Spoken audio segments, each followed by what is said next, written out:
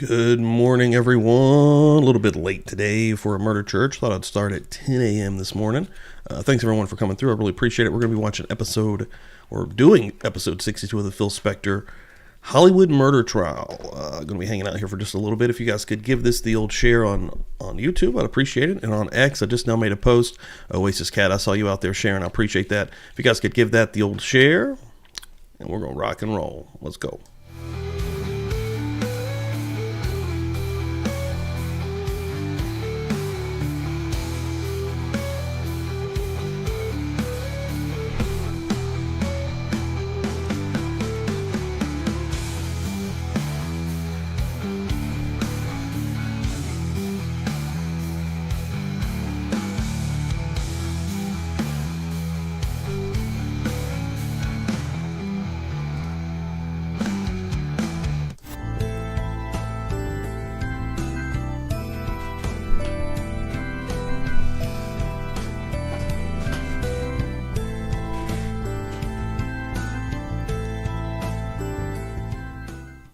Let's rock. Good morning, everybody. What is up? Welcome in here to Murder Church. Yeah, Sunday, 1 hour later than normal. Not too bad. Not too bad this morning. Welcome in, everybody. I appreciate everybody for coming through. And hopefully everyone's had a good weekend so far. I know we had a sweet-ass Feral Friday, that's for sure. I had a super fun time. And CH going to slip back in the pews and reminding me to ring the bells. So let me go ahead and just start us out right. Gotta start out the bells, my friends. Ain't that right? Bonnie Bailey knows. Got Tina in here this morning. Like I said, Oasis Cat hanging out. Factual Lie, what's up, what's up? Kathy, I just now saw that you're gypsy barking. What's she barking at? What's all this? Gypsy okay? What the hell's going on in there? Kathy, I just saw you come through the old Cash App. I'm going to get to that in 1 second. Pammy, good morning, good morning. Hope you had a great weekend as well. BGOG, Motion to Scream, great name. Love to see it. Welcome in here, everybody. Thanks, everyone, for hanging and banging this morning. I really appreciate it. Banging. Yeah. Kathy coming through right out the gate. Venmo, coming through with a 420. Good morning, Pastor Steve. And that gets her on the wheel that we are working on currently. And I think we're at 7 right now. So we have 5 more to finish off a wheel to give away a t-shirt. And let's see if we can get there this morning. Have a bunch of dank merch on publiclybuzz.com. I'll go ahead and pop that up here. Actually, I haven't shown this in quite some time. Got a couple of new shirts in there also. Got the spicy shirt, the Effin' Oath shirt, and of course the Buzz Nation Ghosty with the wine. The buzzed skeleton dudes who's a little bit too fucked up. They got a little bit too trashed at the bar. Of course, Meowder Church, the kitties up in this motherfucker, hanging and banging. The Kool-Aid, of course, the Murder Church shirt. Tons of awesome merch, and of course, my favorite right there, the Buzzed Mysteries, designed by Manny. But yeah, if we can get one of those going today, we'll give away a t-shirt this morning. And yeah, right now we're starting out with Investigator Robert Kennedy. We've only got 26 minutes with him. It says LA County Sheriff Homicide Investigator Robert Kennedy takes the stand. So I'm guessing that he investigated this case. And he's going to give us a little bit more details. And as anybody knows, this trial can either be spicy, it can be hilarious, it can be weird, with, of course, Phil Spector being a part of it. That makes a lot of sense. You guys can hear Gypsy, that's awesome. She's getting it this morning. I don't know what she's barking at. She hears something outside. Sometimes when somebody, I don't know, FedEx don't know if they run on Sunday or not. We're waiting on our food. We got to order that directly from Chewy. But yeah, I love to see the emojis in the chat there. And the only way to get those emojis, if you're not a member here, make sure you get membered up. I'm also going to be starting to do a little bit more extra members content, including maybe some shows that I do that will fall into members only content, which is mostly what happens with Feral Friday. I actually did that with the Friday show with Lisa. But I'm thinking about doing some interviews and then having the ending portion, maybe the last 30 minutes, be an exclusive members only thing. Just here for the Buzz Nation who come the fuck through. But I'm going to definitely try to get Bob on here this week and Joe Schmo. I want to get Joe Schmo on for Feral Friday. We're going to be watching a cool movie. But yeah, going to be doing some cool stuff here per the usual. And I can't wait for it to warm up so I can get back out there and start doing a lot more filming out and about and around and getting some That factual lie. Thank you for that share. Really appreciate it. Hell yeah, coming through with one of them things for me. But yeah, let's go ahead and start this out and get her going here. Start the morning out. We'll see how long we hang out. I got to go get some coffee. That is for sure. Let me set up the sound. Ba ba ba ba ba ba ba ba. Ba.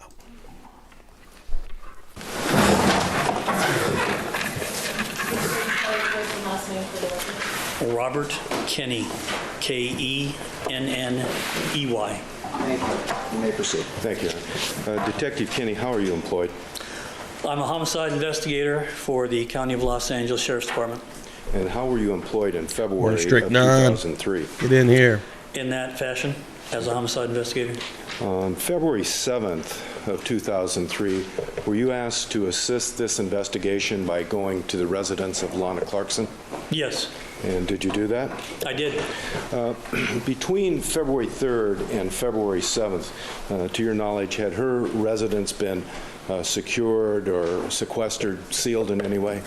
No, Okay. And when you went to the location, was it your intention to examine the contents to see if you could find something of relevance? correct. All right, let's go get some you coffee. intend I'll to be right gain back. I'm going to put this on my phone, admittance guys. into her, residence? Hold it down in here. We were met I at the don't even know if I got a location mod in by here, the do I? victim's sister, Fawn, and their family lawyer. I'll be good. And do you remember the lawyer's name? Rod Lindblom, I believe, was the attorney's name. Okay.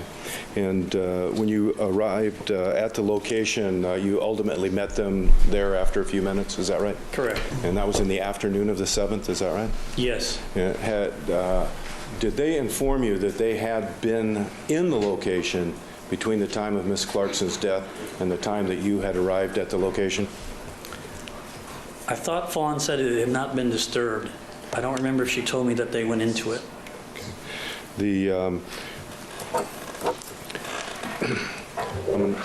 Eventually, I'm going to come back to that, but at any event, did either the attorney or the sister have a key to the residence? Yes, And so one of them let you in, or both of them let you in? correct. And when you entered the location, did you have something particular that you were looking for? Yes, What was that? to see if there was any connection between the victim and Mr. Spector. And you're referring to Lana Clarkson, is that right? Correct. Is victim just a term of convenience for someone who's died, or had you made the determination at that point that a crime had that a crime had been committed? No, that wasn't my part of the investigation. I was just tasked with going out and doing that part of it. I wasn't determining who the suspect and victims were, although at the time it certainly appeared that way to me. Okay. At any event, you were primarily looking for an association between Mr. Spector and Miss Clarkson, is that right? That was one of the things we were looking for, yes, sir. Okay. Within the location, you examined books and papers that you found at the location, is that right? Correct. And were those identified to you as books and papers having been created by or belonging to Miss Clarkson? We were told that she was the only one that lived in that small apartment, so we assumed that everything in that apartment belonged to her. Okay. Did some items that you looked at, some of the personal papers, did they appear to be handwritten papers or perhaps word processed papers, do you recall? Both. Okay. And did you make any determination as to whether or not Ms. Clarkson was the writer or the author of those documents? I have no idea where we're going, so maybe you need to approach the bench, because I don't. I'm simply trying to lay a foundation that he was looking at materials that he believed to be Ms. Clarkson's. Well, if it's not going anywhere, it's not going to make a whole lot of difference, and I'll strike it. But for the time being, I'll allow him to answer that simply to see where he's going with it. Go ahead. I'm trusting you, Mr. Bruno. You can trust me, Judge. I'm a lawyer. We will note the laughter from the jury box. The items you were looking at, you believe them to have been created by Ms. Clarkson, is that right? We did. And When you examined those written documents, did you find anything that suggested a connection to Mr. Spector? No. Okay. Now, in addition to the written documents, you found a cell phone that was identified to you as belonging to Miss Clarkson. Is that right?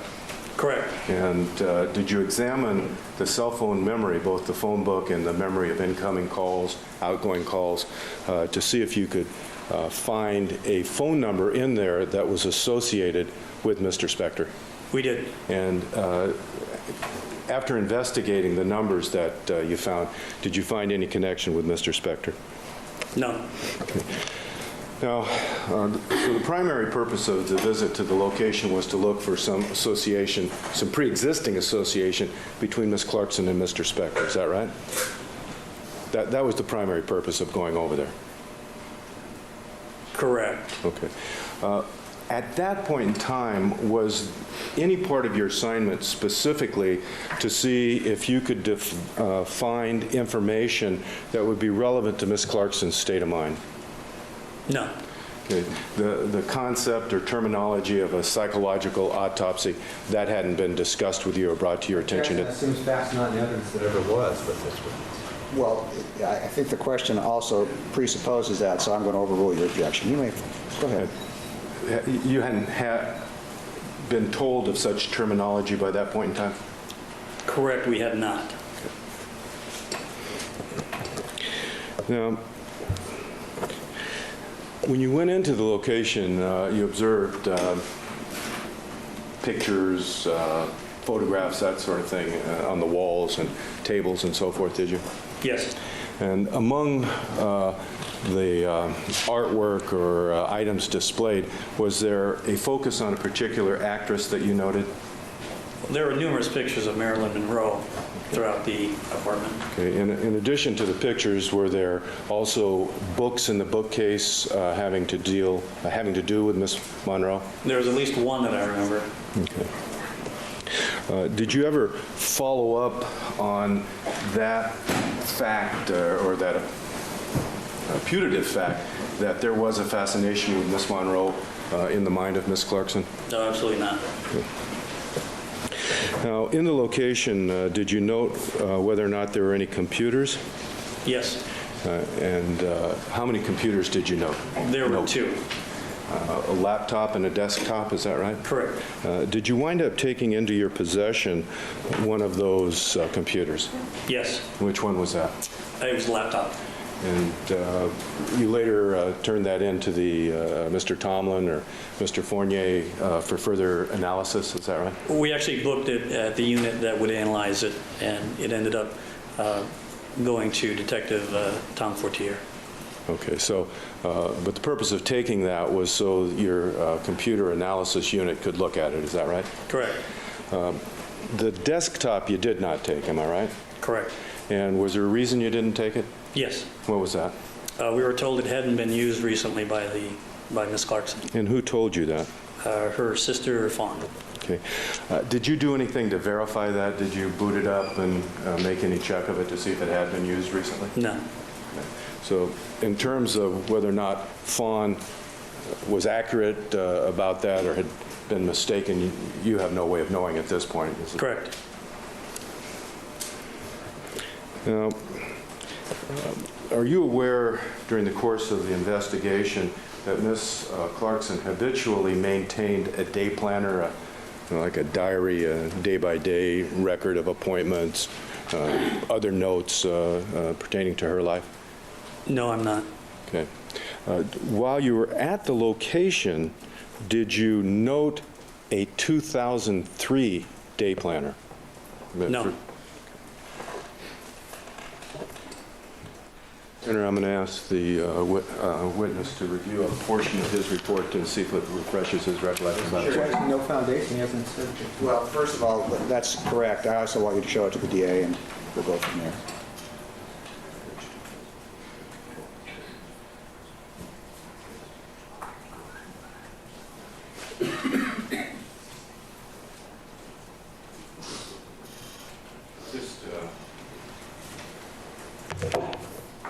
Don't want to belabor the point, but do you remember now whether or not sister Fawn told you whether or not she'd been in the house from the time of Lana's death until the time a few days later when you arrived? She mentioned something about some clothing that had been out, but I don't know if she saw that right before we got there or sometime between the death and the time that we showed up. Okay. Would looking at your notes perhaps refresh your recollection? I'm on page 202. Why don't you read to yourself this paragraph, see if that puts it into context time-wise, and then tell me if that refreshes your recollection. Which of the 5 paragraphs? The penultimate. That means second from the bottom. Or next to last. All right.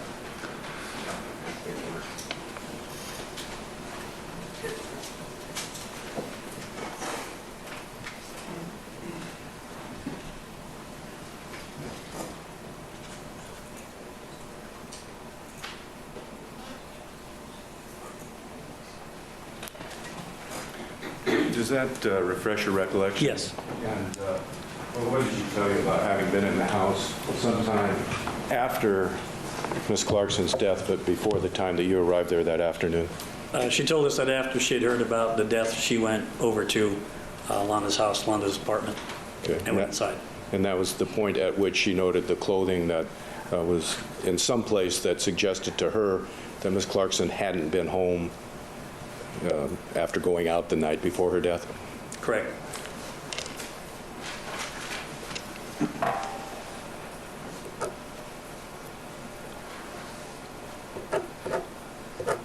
Thank you, Your Honor. I don't have anything else. Thank you. Redirect. Recross, I'm sorry. Recross. Unless you have anything else you'd like to raise, Mr. Brunon, that you thought about in the last second or so. I'm trying to set the record for the shortest witness, Your Honor. All right. Cross-examination. Thank you. Good afternoon, Detective. Good afternoon. You went out to this location, Miss Clarkson's cottage in Venice, correct? Correct. On the Venice canals, right? On the Grand Canal in Venice? Yes, right. And this was a rather small cottage, but well-kept, correct? Correct. When you went in it, looking for the computers and noticing the books and the like, how detailed a search or inventory or walkthrough did you do? Well, we read almost everything that there was to read that looked like it had been typed there or handwritten by the person who lived in the apartment. We went through all the documents that we could find. Your Honor, I'm going to use a couple exhibits. They've all been marked as defense exhibits, so. All right, well, if you're not going to remark them, if No, you- I'm not. All right, go ahead. If that's all right, if you want me to. Oh, no, remark. that's fine. I was just wanting to know if you needed a number. Go ahead. All right. First, we're going to start with T to the 7th. If that's all right. I can't say septuple T, so T You to the just 7th. did. I mean, I just can't. T. This is T to the 7th. Detective, do you recognize this photograph? Is this the cottage that you went to? Yes. Okay. And let's look at X to the 7th.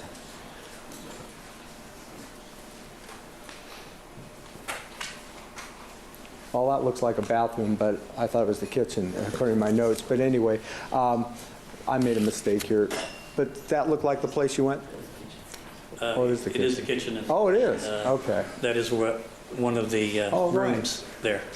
Okay. Again, this is part of the cottage that you went to, correct? Correct. Now, when you went through this cottage, did you find it neat and tidy and well-kept? Yes, except for one area. It was relatively nicely maintained. What was the one area? In the living area, which is not very large, there's a couch directly underneath some of the pictures of Marilyn Monroe that we were discussing. And on the back of the couch were scripts, handwritten notes, piles of paper as though she was involved in several projects all at the same time. Do we have that? And we might have a picture of that. Sudi tells me. Thank you, Sudi. Why to the 7th? Oh, there it is. Okay, so this is the living room area, correct? Correct. We can see, you mentioned there's a picture of Marilyn Monroe as we look at the top right, correct? Correct. And then we see that same image on the top middle of this exhibit, but that's a mirror, isn't it? I believe that's a mirror. All right. So there's one big picture up there. Now you mentioned that for the most part the room was the cottage was tidy and well kept, with the exception of an area. And do you see that in this photograph? Yes, I do. Okay. On the I saw back one of the, those in that photograph, I saw one of those old VCR rewinder deals, like for the tape. What kind of scam bullshit was that? I saw a sketch on that the other day. Hello, ma'am. Are you still rewinding your VHS tapes inside of your VCR? Oh my God, what are you doing? Here's this extra little device, which I had one as well. Stick that tape in there, rewind it, and they make you feel like you're doing something good here. I guess you're saving your VCR heads, is what they would say. the sofa, is that right? Correct. On the back of the sofa, the arm of the sofa, and then just to it'd be the right arm of the sofa, kind of in the center lower part of that picture that you're showing. There were also some loose leaf binders or some other papers there. And you told Mr. Rosen that you went there and you were looking for really documents to determine whether or not there would have been any prior connection between the defendant, Phil Spector. Yeah, Jerry, I need some info, and the victim, dude. Donna Clarkson, is that right? That was part of the reason we went there, yes. And so with that in mind, you would have looked at a lot of these papers, is that correct? That's correct. Took some time? It did. Okay. And as you looked at the papers without telling us what exactly was in them, did they appear to be related to acting, scripts, that kind of thing? It seemed, the papers in the area that we're looking at right now all seem to be entertainment related. So, like, if you went to my office and you saw transcripts and papers and cases all over it, it would be kind of the same thing, a work area. Correct. Now, if we look at this photograph on the back of the sofa, there must be, 4 or 5. Yeah, right there it is. Who had one of those things, huh? Who had one of these guys right here? 6, even on the seat, different stacks, correct? Correct. So it looked like But she yellow was involved fucking- in, I mean, from what you saw there, a lot of different work, Nauseating. Correct. a lot of different scripts that she was looking at. Is that right? Be kind, rewind. That's right. Were these dusty and with spider webs Thanks, Jerry. on them? Appreciate it, man. I Yeah, mean, I'll did get you a they shirt. look Let me like know they what had shirt been you touched for a want, while? what Did they size, and appear a good place to send it to.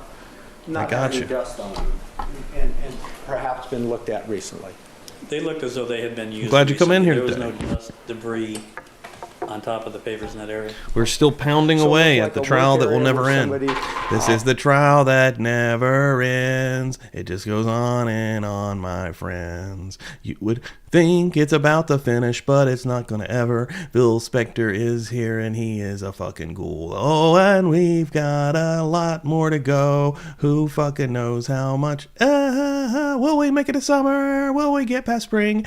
We are still stuck in Phil Spector purgatory forever. Perhaps an Right, that went actor on. would be reviewing be here all scripts week. and the like in their home. Is that right? I'll be here most of the week. Correct. I'll be here some of the week. Could we go back to, what was the kitchens?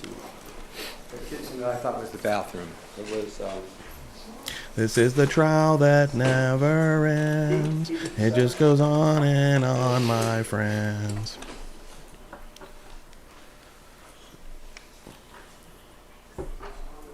X to the 7th, okay. This room, now that I Thanks, y'all, for understand hanging it's a this kitchen, morning. You can see the refrigerator. It looks pretty neat and tidy, correct?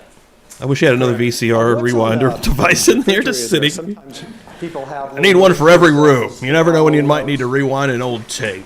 They were words and phrases, and I can't remember now if they were the old-fashioned label that you would use on a machine where you have to punch out each letter, or if they were small blocks. But they were words and phrases. Okay, and did you pay attention to these in light of trying to find some connection and reading a lot of the items in the cottage? Just briefly. Okay, were they, for the most part, kind of inspirational, hopeful, uplifting phrases? Objection, Your Honor. That calls for a conclusion. I think he can just indicate what they were. Can you do that for us? I can't tell you the words because I don't remember. I glanced at them. They didn't mean a whole lot to me. It looked as though they were in a certain fashion. or in a certain, they looked like they were motivational. Okay. So they're motivational sayings, uplifting sayings? Yeah, I have no is clue, that Brooklyn. correct? I saw Yes. that painting though, but Nothing, no depression in... I'd say that he didn't bandage it Marilyn Monroe On the refrigerator. be the top for it. No, short phrases and words. What, she died 62? Oh yeah, Oasis Cat knows what's up. Sudi says I need to ask for an octuple B. Is that B That to would be D? B8. Thank you, Your Honor. Appreciate that. There we go. Do you recognize this part of the cottage? Yes, And where is this in relationship to the sofa with the scripts and entertainment business? directly across. Again, crowded but neat and tidy for the most part, correct? Yes. As we've talked about this briefly, so we won't do too much on it, but maybe, Sudi, could you highlight the message board there? Do you see that in our B to the 8th? Do you remember that from the cottage? Yes, I remember that from being in the, And did you pay much attention to this? Did you read any of this? not really, glanced at it. And when you glanced at it, did you have the same impression? It was inspirational, motivational, like you saw in the refrigerator? It looked to me more work-related, more than motivational. No depression, despair. I'm going to chuck it all on this board, right? Not that I saw. Okay. You said that Lana Clarkson's sister met you there, Fawn. Is that correct? Yes. At some point in the apartment, do you recall seeing a formal gown there? Yo, There was Shelley, good something morning. that was laid out on the bed. I don't know if it's been brought in as an exhibit yet, but there's a photograph of it. And I remember Fawn mentioning the gown, but I don't remember seeing Morning. it. I don't know. I don't remember. I'm pretty sure it wasn't on the bed. It may have been hanging up off of the one of the door jambs. Would it refresh your memory on this subject at all to look at your report? It might. I know she mentioned it. I don't necessarily remember seeing it at this point. Do you mind? Let's get the old memory refreshed here, Robert Kenny. My report that I see that designates where it's at, but Fawn mentions it Not wasn't. Robert It shouldn't have Kennedy. been in the position it was Robert in Kenny. had she come home. Right, so there was, at least while you were there, a mention in your presence of a formal gown, correct? Yes. And a formal gown, did you take that when Fawn said that to be some kind of Your Honor, ball gown or? I'm going to object. This is all based on... What he took it as is irrelevant.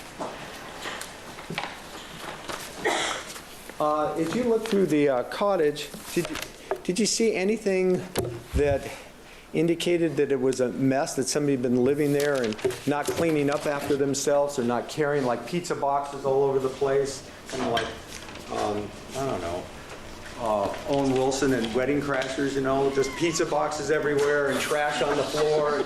And do you see anything like that? No. No. This was a very neat and well-kept cottage, correct? Yes. And apparently, show business scripts around and somebody paying attention to all that, right? Correct. Thank you, nothing further. Thank you, redirect.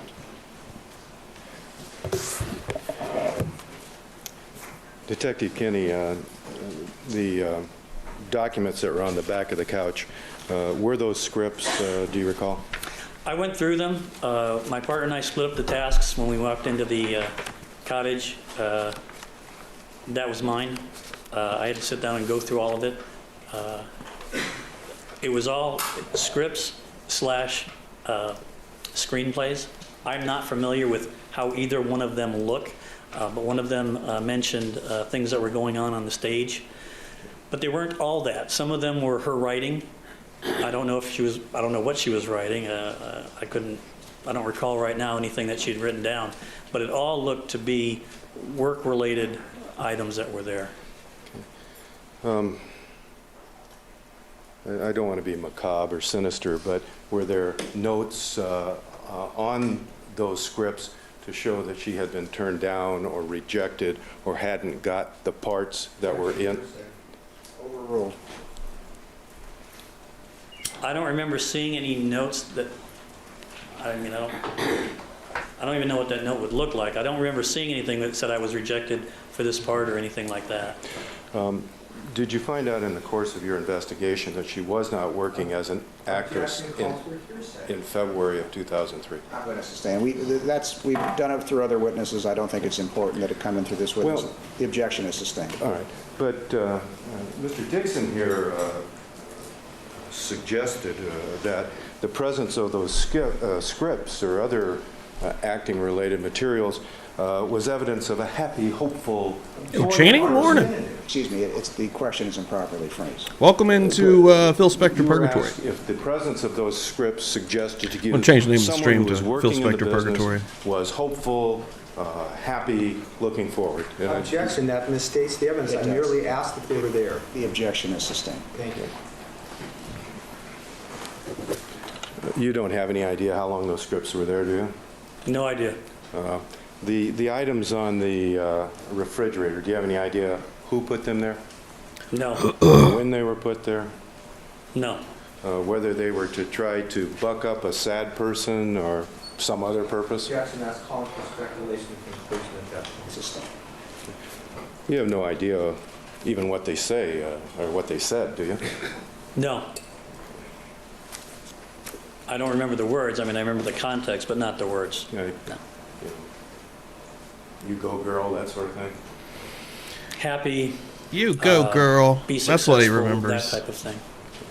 Now, in terms of whether or not, what mood or what the motivation was to put them on there, do you have any idea about Objection that? calls for speculation. I think the answer is designed to be a no, or that's what the question is designed to elicit. So with that in mind, the objection is overruled. Do you have any idea what the purpose was?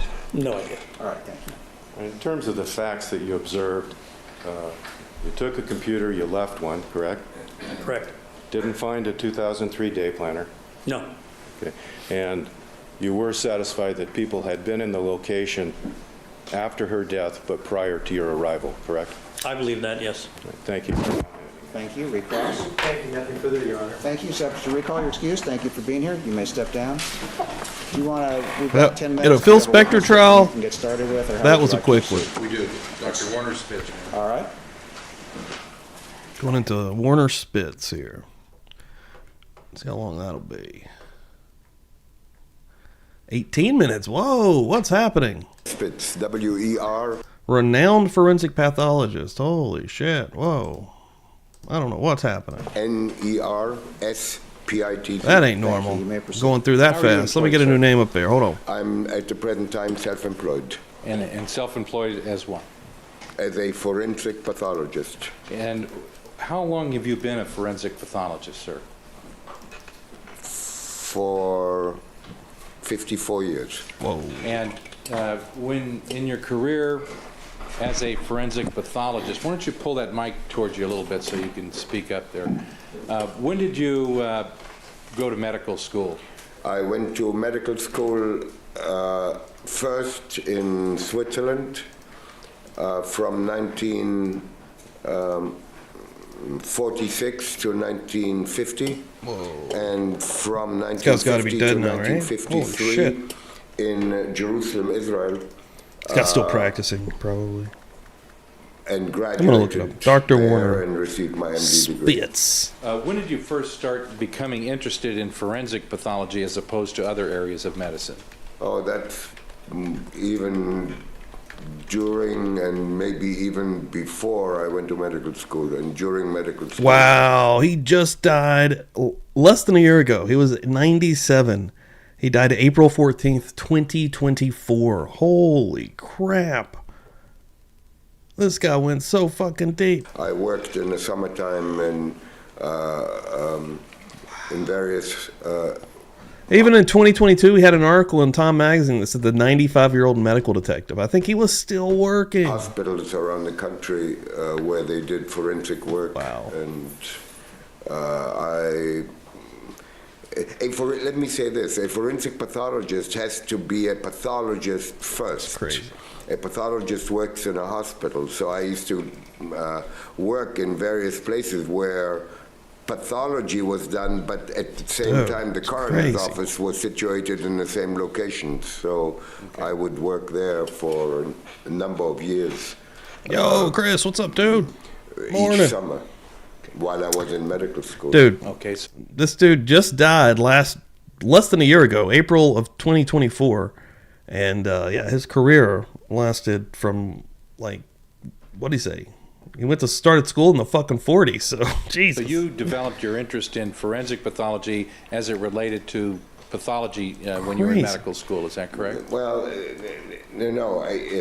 Please understand, a forensic pathologist must, before they do forensic pathology, have done a residency in pathology, and usually they are even board certified in pathology, hospital pathology, where they diagnose diseases based on examination of tissues and body fluids, and do autopsies on people who die in the hospital if the next of kin requests it. Then only then can such a physician do forensic pathology after an additional residency of 1 year and another examination to be approved by the American Board of Pathology. Okay, so you went through that process of getting involved in pathology, then eventually became a forensic pathologist, is that Yes, correct? everybody has to do that. Anybody who wants to be a forensic pathologist in the United States has to be a pathologist first. And you've been practicing forensic pathology for over 50 years, is that Yes, correct? that's correct. And is it also correct, Dr. Spitz, that in your career, well, let me ask you, in your career, how many autopsies have you either done or supervised in your career? Could you give the jury an Close to estimate? 60,000. Okay. And in the field of forensic pathology, have you specialized in that over the past 50 years?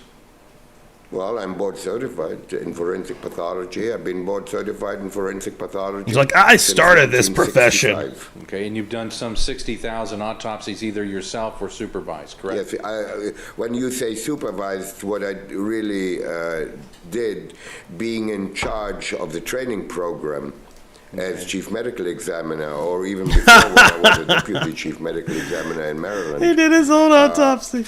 He like knew he was going. He's like, I can start this. I may not be able to finish it, but I'm going to go ahead and get started, guys. All right. I just want to make. He's teaching a class. He's like, as I go out, I feel it. I know this is my last days. If the students could gather around, if everyone could just gather around, I'm going to start low, but once I get up here, one of you guys are going to have to take over. Somebody's in this room is going to have to take over. Like, dude.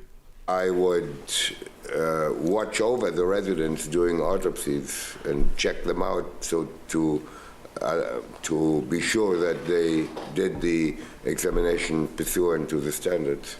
Are you familiar with a publication known as the Medical Legal Investigation of Death, this book that I'm holding up now? I actually am holding up the 4th edition. Are you familiar with this text? Yes, a little bit. Okay, you one of the authors of that text, is that correct? Well, I'm the editor, and that means I assembled a group of authors to write for this book, and all the trauma chapters in this book I wrote myself. I think all the trauma chapters. This particular text, is it widely accepted throughout the United States by forensic pathologists in the work that they do? Well, this book goes around worldwide. Okay, so not only in the United States, but throughout the world, is that correct? Yes. And is it considered an authoritative text, even though you're the editor, or you edited it and you're the author? Do you think it's authoritative amongst forensic pathologists throughout the world? Well, I better do that. I better think of it as authoritative. Otherwise, all this work is for nothing. Okay. Dr. Spitz, you began your career and did your residency in forensic pathology. And when did you first start actually practicing forensic pathology? Was it in Israel when you were in school? Yes, I first practiced in Israel. I graduated from medical school from the the Hebrew University Hadassah Medical School in Jerusalem. I graduated in 1953. Okay. And then I did a residency in pathology for several years until I went into full-time forensic pathology and immigrated to this country having completed my training in pathology and in forensic pathology. He's And I like, came listen, to this country in I'm 1959. an expert. Can we move Where on, did you first please? come to this country? Where I went? Yeah, where did you To the medical examiner's office in Maryland, Baltimore? Whoa. Baltimore, Maryland. On that note, we've arrived at 4 o'clock. And I'd We'll imagine be in that recess he until didn't 9:30 lose. tomorrow morning. Ladies and Probably. gentlemen, keep in mind the admonition. The witness will return at 9:30 tomorrow morning. Thank you. Yeah, I'll wait. Okay, we're going to keep moving. All right, the jurors and the alternates have Okay. left. Mr. Dixon, you wanted to raise, or Mr. Jackson? I did, very briefly, Your Honor. I intended to do this before, outside the presence of the jury anyway, before our Dr. Spitz began to testify. There's a couple of 402 issues. Based on previous discussions that we've It's all had Grace. together, I don't What's up, expect Jan? any of these will be a big issue. However, I wanted to highlight them. In Dr. Spitz's report, he references rather heavily this quote-unquote story of my life by Lana Clarkson. That's the memoirs. I want to make sure that, notwithstanding the fact that they are referenced in the report, that they will not be elicited during testimony. Number two, he elicits, or rather he refers to having reviewed some movie clips. At the infancy of the trial, we brought this up. The defense had asked if they could use certain movie clips. The court very clearly ruled those were inadmissible. I would ask that the doctor be admonished not to refer to any of those.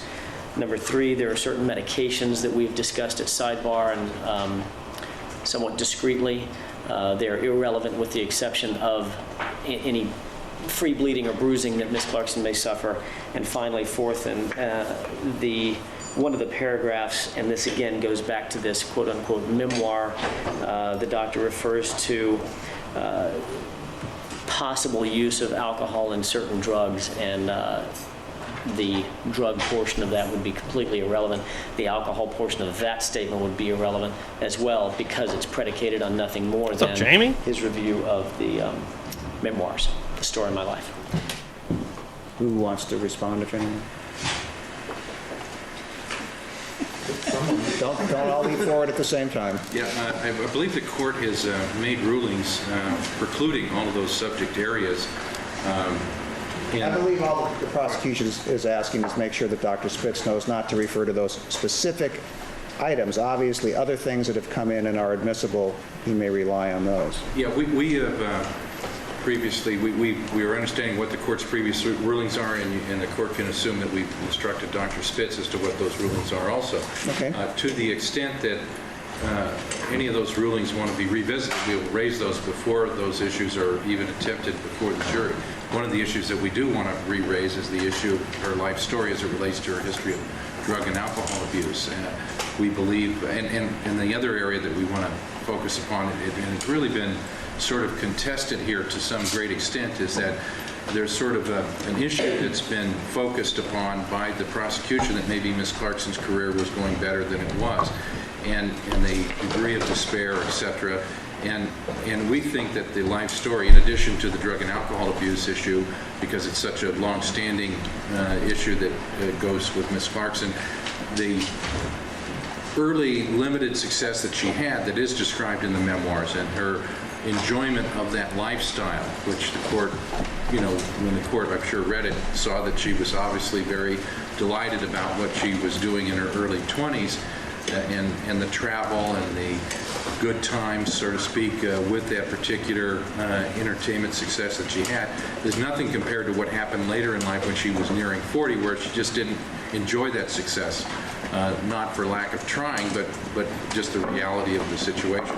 So we think that picture is appropriate to paint with by allowing that into evidence and or having an expert talk about that, because that's the very issue that we're dealing with, is sort of a gentle slowing of her success and the despair that is brought on by that. So we would want to raise those issues, Your Honor. The court is not going to revisit its ruling. All the reasons I had before stand. First of all, I understand that you're giving me reasons why it might get around the fact that this so-called story ended in the 80s. While I don't dispute that Ms. Clarkson was the author, as to how much is real and how much is imagined, there is no way to tell. It is unreliable, and therefore we are not. Hey, later, going Chris. into Thanks that. for popping in, Much of bro. the things that were raised before can be done through other witnesses, but you are not going into that document. I understand the court's ruling. All right. One other thing we want to raise, Your Honor. Yes. We've thought about this. The court brought this up in a chambers conference, but we've decided that we are going to press forward and ask for a jury view of the foyer area of Mr. Spector's home. Thank you for letting me know, because the sheriffs and other court personnel, they need What's up, time to Ned? set it up. It will be... Yo, Bonnie Bailey coming through here with a $5 holla. Thank you so much, Bonnie. Thank you so much, Bonnie. And Bonnie, if you can still get me, I know, I even hate to say it, but if you could send me your address again, and this last portion that you'd sent a few weeks back, I don't want to give anything out like over this, for obvious reasons, but like if you could email me one more time and just like send me the address again, I've got your stuff ready to go, and we'll give it another shot this time with FedEx. But I just want to make sure it's going to the right spot. But yeah. Bonnie, thank you so much. Appreciate that. Trying to get some Bonnie some shirts to Canada. And this new wheel right now is also for a shirt. I've been doing a lot of, which I still have, the stickers, the magnets, and the keychains. But this one right now is going to be for a shirt. It's been a while since I've done one. Yeah, let me get you on here real quick, Bonnie. And I think we're 4 away now. I think we're getting a little closer. We're creeping up on it. Bonnie, thank you so much. The earliest would be sometime next week. I will now contact the appropriate sheriff's unit, and we'll go from there to start to make arrangements. To remind the court, Mr. Dixon and I, this is the first we've heard of this since we visited about this Subject to 3 months ago. all the informal discussions we had, which is, quite frankly, and I'm not disparaging anyone or suggesting, it's just the reality from a prior high publicity trial, e.g. the Simpson trial, where it is now known that scene was managed to try to influence the jurors, and I'm not suggesting that the defense in this case would do that. But we are going to pre-screen that before a juror ever walks foot into that house to make sure that anything hasn't been added, taken out, or whatever. And again, I'm emphasizing, I'm not suggesting you would or are going to attempt to do that, but I just, out of prudence, I'm going to make sure that doesn't happen. Yeah, I think the court's going to go through it. Our primary focus is for the jury just to be in the foyer area, because you get a sense of how intimate and small it is when you're there. I agree with you. We raised this. It's up to the parties, obviously, to determine whether one or both sides wishes it. I have no problem granting that because I think it will be useful to the jurors, but we need a lot of detail work to be done. So we'll start to work on it, and subject to your calling witnesses and your schedule, we'll work out an appropriate date. And certainly before, one of the advantages I think the defense has that I have personally not had and the court has not had Obviously. Before, Mr. Dixon and I think working in tandem with one another, before you hold our feet to the fire as far as accepting this, I'd like to kind of cross one bridge before we get to the next. I need to see it. Well, that's no problem. We'll arrange for you to go out and take a look at it. I'm sure that can be done. And, we'll just work through it. I'm not granting the motion. I'm saying I'm predisposed to grant it, however. Okay. I was going to suggest, let me help Mr. Jackson here, if I may. When Mr. Jackson and Mr. Dixon and myself worked before with Mr. Tomlin on the search warrant, I think everything went smooth as it could have possibly have gone. Sure. And what I would do is if Mr. Jackson or Mr. Dixon want to chat with me about this for the pre-screening, we can set that up where it's going to be convenient to the family at the house, so Mr. Spector's not invaded in any way in terms of his privacy, and at the same time give them the opportunity to come in and pre-screen so they're satisfied that the scene is as it should be when the jurors enter to see it. That's fine, but the court wants to see it as well. We should all do it at the same time. That's fine. We'll arrange. It's pretty much, a lot of it has to do with security. It has to do with the privacy and respecting the needs of the neighbors. There's a lot of separate interests. I think, the sheriffs and Mr. Perricchini will work it out with the press so that they can be represented, but, all these details need to be worked out. Sure. Okay? What's up, low light? Yes. I haven't noticed anything weird. Kenny Bottom What's going mentioned on? one thing with reference to Dr. Spitz and the preclusion. we've The been best. mentioning that there's a certain medication. Judge that has Dowhard, an association with bleeding. forever. That's all we're going to mention. We're not going to get into the reason for it. Okay. Very And good. frankly, that's been mentioned. It has come out, but we're just trying to respect certain interests. Okay? All right, thank you. Yes. Just one final thing. Yes. Your Honor, as I understand it, through Mr. Plort and Ms. Kinney-Bunn, apparently when the computer was taken from the cottage, the hard drive was duplicated. And I don't think we've ever gotten the universe of that discovery that the prosecution has. And we either need the printouts that they've had, the entire set of printouts, or we need a duplicate of the hard drive. We did get some, but we didn't get everything, and I think they're in possession of a larger amount of materials than we are.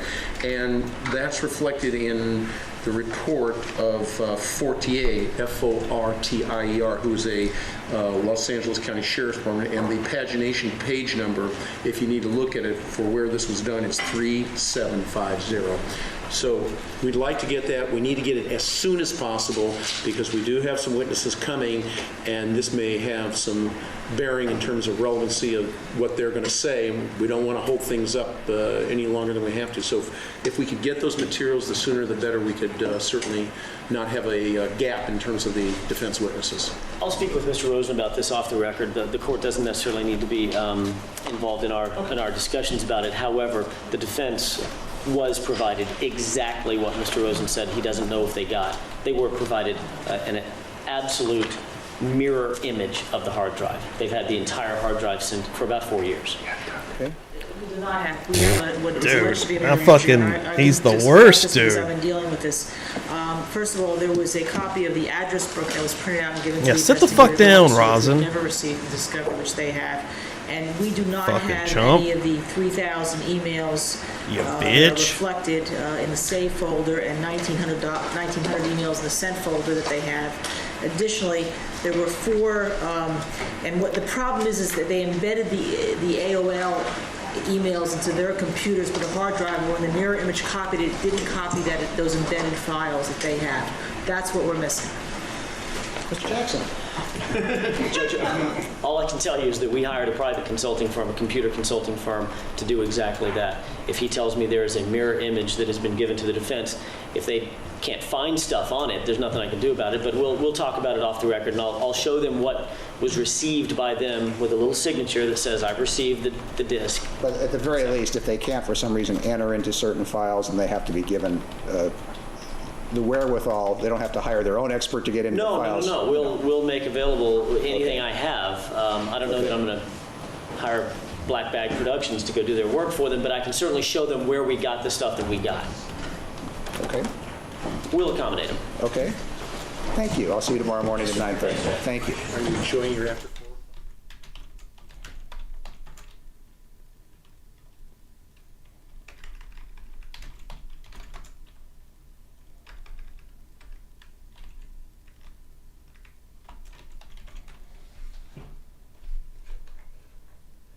It's, Okay. Now we got Spitz back for an hour here. when we broke yesterday, we had just talked a little bit about your background and experience. We talked about your over 50-year history in doing autopsies, and we also talked about your publishing a book that is distributed worldwide regarding forensic pathology. And I want to go over some of your work experience, where you started working after you got out of medical school and did your residency, and where was the first position that you had doing forensic work after you got through medical school and did this internship that you talked about? At a large army government hospital in Israel where I had done my Hold on. Also, thank you very much, Kathy, coming through here, keeping us alive here on the wheel. 420. Oh, here we go. Get Pumpkin on the wheel. By the way, she is a female ginger cat, and why she is extra, well, that makes a lot of sense. Ginger cats are absolutely out of their fucking minds. I had to say that low because Charlie may hear it, because he's out of his fucking mind. So I absolutely get that. But hell yeah, 420 coming through here. Thank you so much, Kathy. I'm going to get Kathy. What song you want on this wheel, Kathy? Huh? You out here showing up. Always coming to fuck through. You and Pammy. Let me get you on here, though. I think that gets us down to 3 more. maybe. Let me see. 1, 2, 3, 4, 5, 6, 7, 8, 9. Oh, yeah. 9, 3 to go. And again, this one is for a Publicly Buzzed t-shirt of your choice from the old publiclybuzzed.com shop. Residency in pathology and early on in forensic pathology. And that was affiliated with the medical school where I got my degree. Okay, and the type of work that you did at that institution, that Army pathology location, did you do autopsies yourself and determine cause and manner of death? Yes, of course. Okay, did you ever have any experience doing gunshot deaths at that hospital? Yes. Okay, and so throughout your career, have you been involved in doing autopsies on people that died as a result of gunshot wounds? Yes, many. Let me just tell you some stories. Completed your It'd be work cool to there talk in to this Israel, guy. where was the next position that you took after that? In 1959, I immigrated to the United States. You know, this guy's seen some shit, That is, dude. I Going did not really immigrate. Switzerland I came to here Israel, on a visitor's visa then the because US. It was my intention to see how things are done in the United States and go back and implicate those or apply those Get on that thing, Ned. matter that I learned here to You should get membered up. That'd be the best way for you to do it. Once I came here, after several months, I decided I would like to immigrate. And so I worked here for a year and a half in Baltimore, Maryland, a year and a half or 2 years in Baltimore, Maryland at the medical examiner's office. When anybody lives this long, I wonder what his diet was. I wonder what his day-to-day was. He probably wasn't drinking or smoking. It'd be interesting to know if he was, though, right? Like, I mean, there's some old folks, dude, that we've seen some fucking get deep, 80s, 90s, and they're still just puffing away. And at that time, some people are just built different. I decided I would immigrate. The government said, then you have to leave the country for 2 years and go back to the country of your origin. The country of my origin was Germany.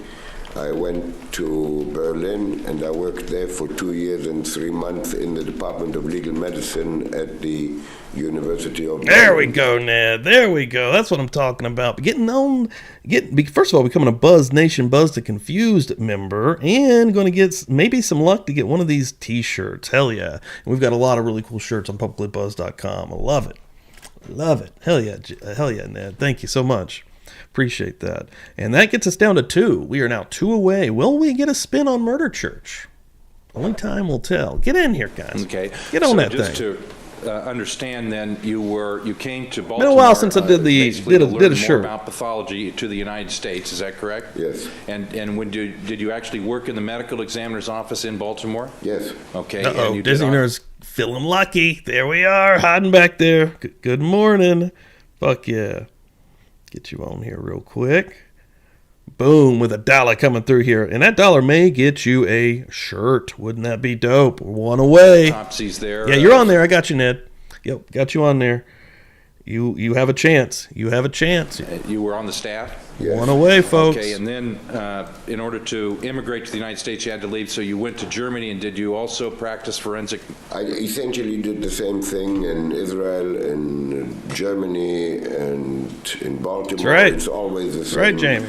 The same thing. You see, there are no secrets in medicine. So what one place knows, within 3 months, another place knows. So I didn't realize that at that time, but I really wanted to see the hands-on working. Yeah, that's what I like to hear. We got dueling luck fillers in the chat here. I don't know. I'm feeling lucky, but support what I can when I can. No, thank you so much. I really appreciate that. We got 2 people feeling lucky. Let's go. Oh shit, Bob coming through here. Bob, man, I'm gonna be messaging you to see if we can get a date worked out for this week to hang out, man, and shoot some shit, man. Hang out, dude. Yeah. Office. I don't know what day, but Medicine that's what I'm gonna get with you with. See what works best for in you. this country. So I came here.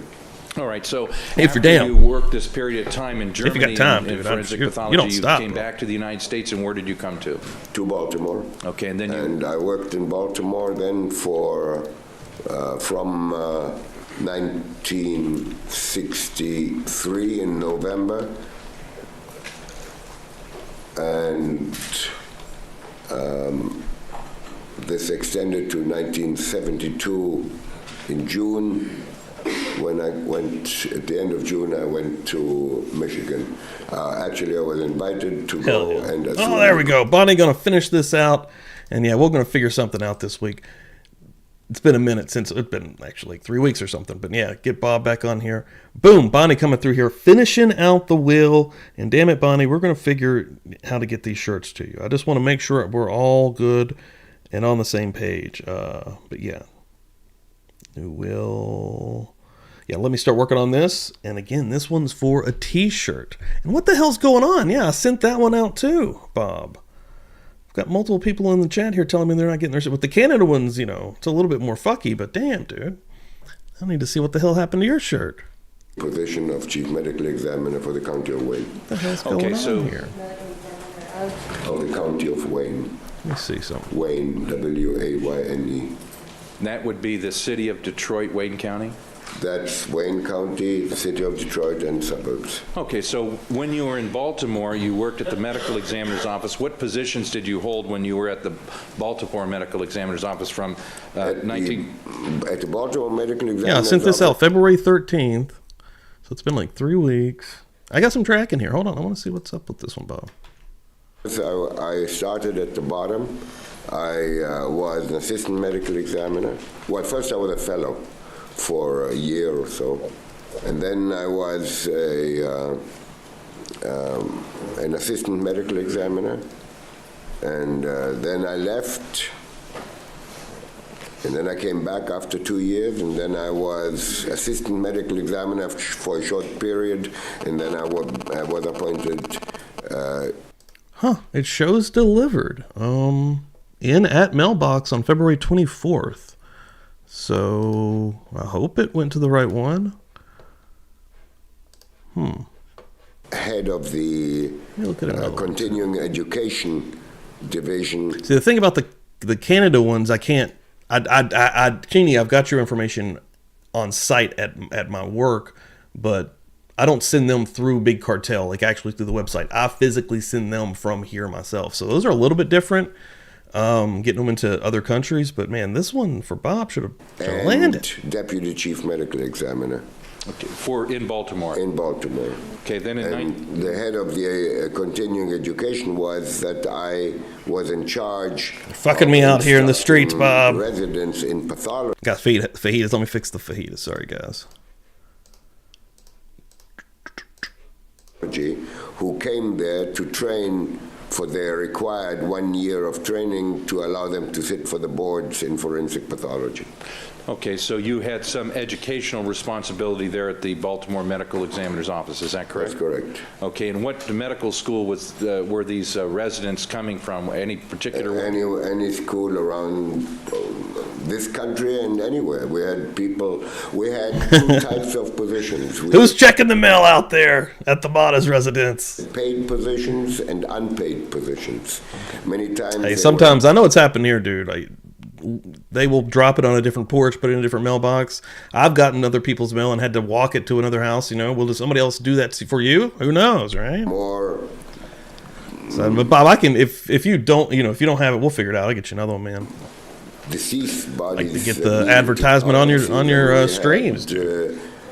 Physicians Working up on the big 40, 40K. And they were deceased bodies. That's what I wanted to say. Incredible. They came from all over the world because Baltimore was a very well reputed medical examiner's office. Is that why you chose to go there initially? Yes. Okay.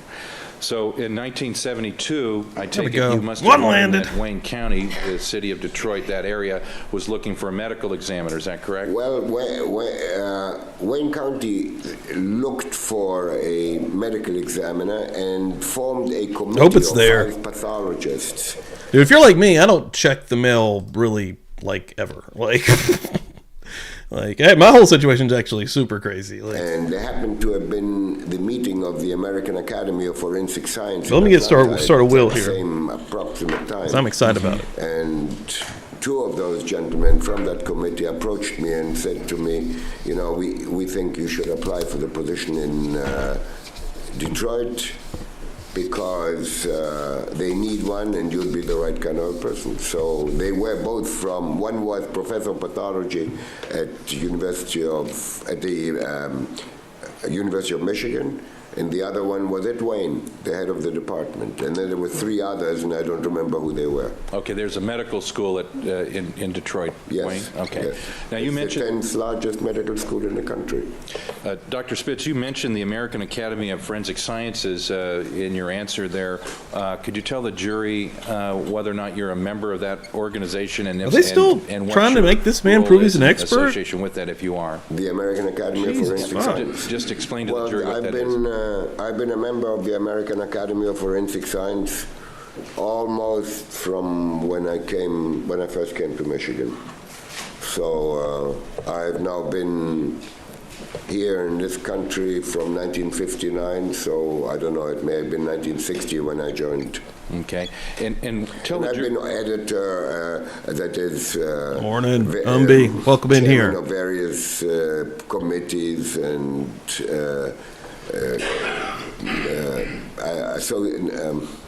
co-editor, on the editorial board where people submit articles and we have to decide which article is suitable for publication. That's what's called peer review. Okay. All So, right, got a Dr. wheel, baby. Spitz, with reference to the American Academy of Forensic Sciences, they publish a journal called the Journal of Forensic Science, is that Yes. correct? And, That, and you were on I that mean, editorial board. it does say that. I put publicly and buzzed as where the Not centers. anymore. That's I actually served on not the editorial board for I mean, 30 fuck. or 35 years. Okay, and so would that journal, is that that's a where it's coming from. well-respected journal throughout the nation and actually internationally? Yes, that is a very well-respected journal around the world. And Dr. Spitz, when you went to Wayne County, you were the chief medical examiner for Wayne County, is that Yes, correct? yes. And how long did you retain that position? In other words, I retained that position from 1972 until 1988. okay, and did you retire from there? Yes. And then what did you do after that? While I was there, the county of Macomb, which is the next county, close to where I live, asked me if I would help them with their autopsies. And I did that for several years. The medical examiner there was not a pathologist, and so he would call me to do the autopsies. And I did. And I did that for several years until this person died, another one came and retired, another one came and eventually died. That's pretty good. The county asked me to be the medical examiner for that county as well. So I was the medical examiner for Macomb County, and that position I held until September of 2004. Okay, and then did you retire from that, and basically are you in private practice now? At that time, I retired, and I'm in private practice, and my son is now the medical examiner there. Your son's a forensic pathologist He also? took my job, yes. Okay. You're proud of that, I take it. Yes, I'm quite pleased. Dr. Spitz, during guy's the awesome. course of your experience that you've just outlined for the jury, you've both done a number of autopsies and also supervised people, as I understand your testimony. Is that correct? Yes, well, all those who came to train at the medical examiner's office were trained by essentially me, because that was my job, is to train them and to lead them across that bridge or that training program for 1 year until they take the boards. Okay, and I take it you're board certified as a forensic pathologist? Yes. In fact, did you What's up, have Jay? any Morning, position bro. where you actually helped give the tests for people to try to pass who wanted to be forensic pathologists? Well, I was a Wiener Spitz. a member of a small group of How has no porn star ever used that name, though? pathologists who wrote the questions for the American Board of Pathology to be administered to candidates who wanted to be certified in forensic pathology. Okay. And I take it you were appointed to that. I was in that committee, yes. Okay. Dr. Spitz, in addition to your experience and your both teaching and hands-on experience doing autopsies, did you ever have any faculty positions at universities, either in the United States or outside the United States? Well, both. Very quickly. Anxiously awaiting if Bob found that shirt or not. Baltimore, I was appointed as an associate professor on the pathology staff at the University of Maryland and also at the Johns Hopkins. Okay. And then in Michigan, I was appointed associate professor and then promoted to full professor. Jay, this dude's been, so this is 2007. This guy started medical school in the 40s, all right, in Switzerland. He just died less than a year ago in April of 2024. This dude had quite the run. At the Wayne State University School of Medicine in the Department of Pathology. And then I held positions while I was in Germany and while I was in Israel. Okay. Do you have any association with the University of Windsor as far as teaching is concerned? Yes, I was appointed many years ago, soon after I came to Michigan in 1972. I was appointed to the Faculty of Chemistry in Windsor, Ontario, Canada, which is across the river from Detroit, as just country hopping out here. Adjunct professor of chemistry. And I used to teach a course, and occasionally I would do it even. Yeah, everyone seems to know who he is, like all the hardcore old school trialists, Cordies, people rocking trials. So you're still I'm still learning as a out here. Professor both at Wayne State and University of Windsor, is that correct? That's correct. Do you ever Whoa, teach? okay, what let me type of look at that. subjects do you teach That's in actually super interesting. In the chemistry department at I'm really into university? that stuff. I teach them the toxicology of those drugs and poisons that coroner's office or medical examiner's office have to deal with. Because the chemists Whoa, no, he did do John F. Kennedy and Martin Luther King. Holy shit.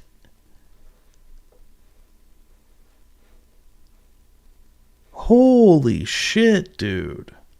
This guy is an absolute G. Wow. with that.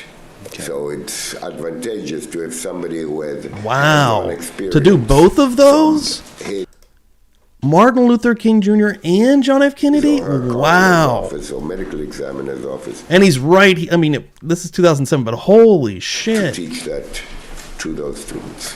And your teaching that you did in the departments of pathology, both at Wayne State, Man, University I bet of this dude Maryland, was and abroad, what type of subjects expensive. did you teach? Showing that Phil Spector money right here. At University That's why of this Maryland, trial's I taught fucking forensic pathology 1,000 as years. As a course. I still occasionally do that. Did you ever teach medical students? Not Maryland, I'm sorry, at Wayne. At Wayne. At Maryland, I also taught Oh, that. shit. I give a course on forensic pathology. At Wayne, I give a course now. In fact, there's one coming up in Las Vegas. Okay. Do you teach medical students as well as law enforcement officers? Yes, a lot of law enforcement. About 300 people that come to that. Between 300 and 400 people come to that.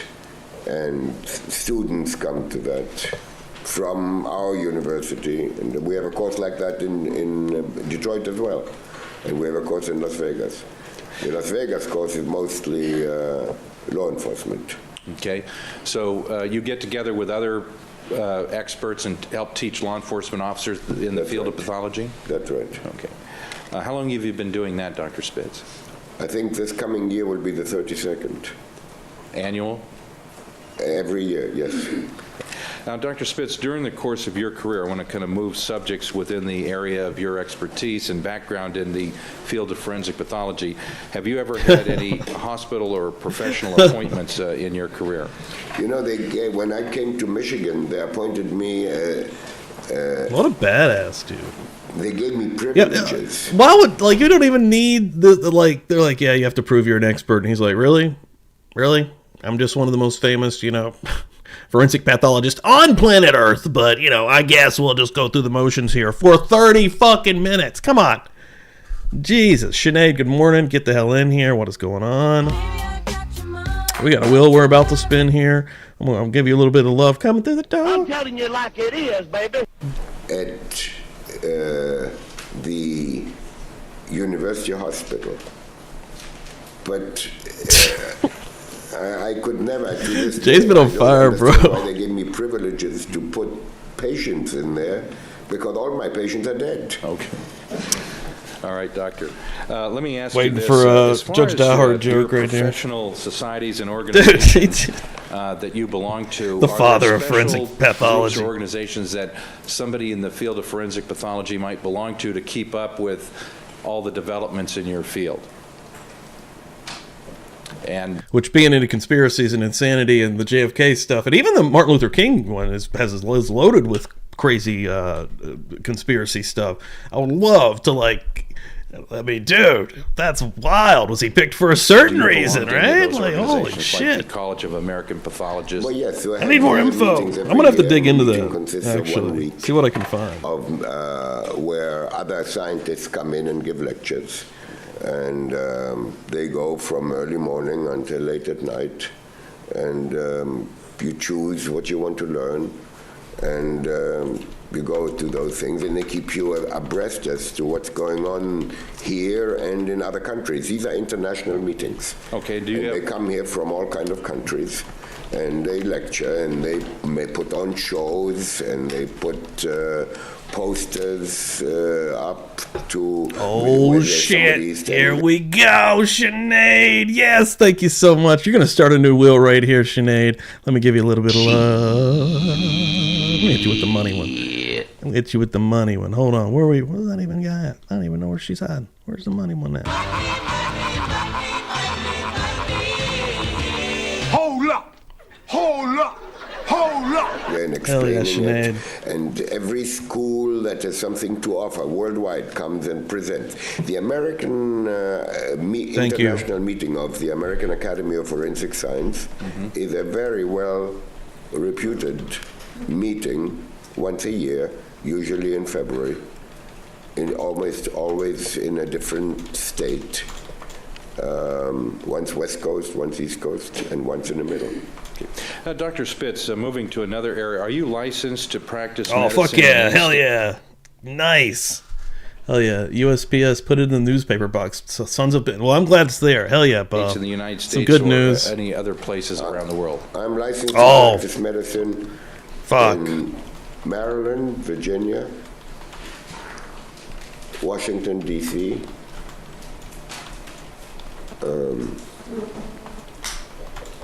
Michigan, all the the European Union countries in Europe. And basically, are you also board certified in pathologic anatomy and forensic pathology? Well, yes, I took the boards in this country, the American Board of Pathology, back in 1961, and became certified in hospital. We're still going through the fucking... Over the course of your career, Dr. Spitz, Then I did forensic pathology, of course. He invented certified forensic in that field. pathology. And over the course of your career, have you published articles in They're hoping he dies on the stand. They're just like, well, maybe if he dies on the stand, we journals in the field of forensic pathology? Yes, I did. And have you ever published any articles regarding gunshot wound injuries and deaths as it relates to pathology? Yes, I did. I published a total of, I think, 95 scientific articles. Okay. These would be generally in peer-reviewed journals, is that correct? Yes. Did you ever publish anything in, for example, the New England Journal of Medicine? I think I published it too. Okay. Now, Dr. Spitz, have you ever, I'm looking at your, a list of your experience and credentials, and I see that you were a consultant to the Johns Hopkins University Applied Physics Laboratory when you were in Maryland. Did you have a position with that laboratory? What are we Yes, I doing? did. Okay, so you must know. For, I think, 2 or 3 years. Okay, this was a physics laboratory that you were appointed as a consultant on. You must know something about the laws of physics, I take it then. Well, some Dude. things, yes. Okay, do you know about Boyle's law and I suppose I do. Stokes' law? Yes, I do. Okay, Mr. Jackson, I'm sure is going to have a lot of questions for you about that. I'll move on. Oh my God. In your experience, Dr. Spitz, have you ever had any role with the United States Congress as it relates to death investigations? Well, I testified, I think, in all states of this union, including Alaska and Hawaii. And I also testified, and at all level courts, civil courts, federal. That's on fire, court bro, with houses. the jokes. And I testified before the United States Congress. Okay. And I testified before them. What led up to this was that I was consulted by the Vice President of the United States, Nelson Rockefeller, in regards to the assassination of President Kennedy. And there was a group of 5 experts that were consulted.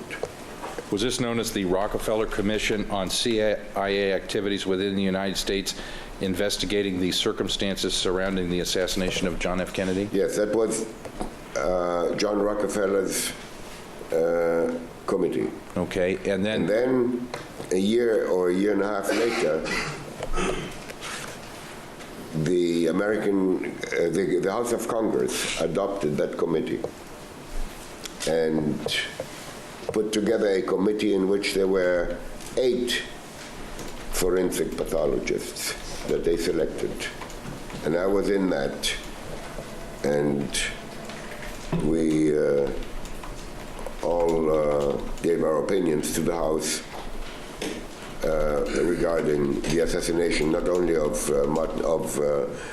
John Kennedy, but also in regards to Martin Luther King. this was known as the Forensic Pathology Panel of the Select Committee on Assassinations of the United States House of Representatives. That was in 1978, correct? Yes, and that committee is still in session now. That has never been resolved. So in case there is an assassination now, this committee would be pulled in to advise. Okay, and so they still actually send you updates, or you still get I don't some- think that I've had an update in all these years, but I do know that such committee exists, and that if there is need for this committee, then they have their list as to what they need to do, as to what they need, who they need to call and what they need to do, Okay. so that what happened before would One not thing I need happen to do. again. Okay. Dr. Spitz, I need to. if you could give me an estimate based upon your experience, how many times have you looked at, either done the autopsy yourself or supervised an autopsy where there was a gunshot wound death? Is it over 20,000 in your career, do you think? Probably. Okay. Are you familiar with circumstances by which somebody shoots themselves when they put the gun inside their mouth and pull the trigger with a gun? Yes, I've seen that a good number of times. Okay, so you've experienced that type of circumstance in your work before, correct? Yes. Were you originally contacted regarding this case by an attorney by the name of Robert Shapiro back in 2003, 2004? I don't recall when it was, but it was a long time ago, and that's correct. Yes, I was approached by Mr. Robert Shapiro Okay, at that time. and were you asked to, were you just retiring from Macomb County about that time? Or were you still working? No, I think I was working for Macomb. I have the idea that he contacted me before 2004, but it may not be. If it was before September 2004, then I was not, then I was employed by the County of Macomb. If it was after, then I was not. Okay. Dr. Spitz, and as of today's date, have you been provided with a number of materials to look at the death regarding Lana Clarkson? Yes. And let me go through some materials, and you tell me whether or not you've been provided with these materials. Getting into it. Did you look at the death investigation autopsy file from the Los Angeles Coroner's Office? Yes. Did you look at the Alhambra Police Department crime reports related to the death of decedent Lana Clarkson? Yes, I did. Did you look at records and investigative materials from the Los Angeles County Sheriff's Department relating to the death of Lana Clarkson? Yes. Did you look at a grand jury transcript related to this case involving the death of Lana Clarkson and the prosecution of Philip plus. Spector? Yes, a two-inch document. Okay, a transcript of I don't testimony. hate many people without meeting them, but I feel like Medical records just saying. from Lana Clarkson, from I feel like I get how that dude would act in had visited real prior life. to her death. Yes. Not that this isn't real life. Did You know you what I'm also saying. look at prescription records wherein Ms. Clarkson received prescriptions from Long's Drug Stores? Yes. Did you also look at Lana Clarkson's diary, date book, as well as other emails and other correspondence that were found on her computer? I did.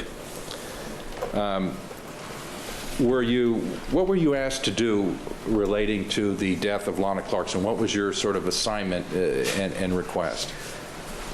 I perceived, I was never actually asked that, but I perceived my duty in this case to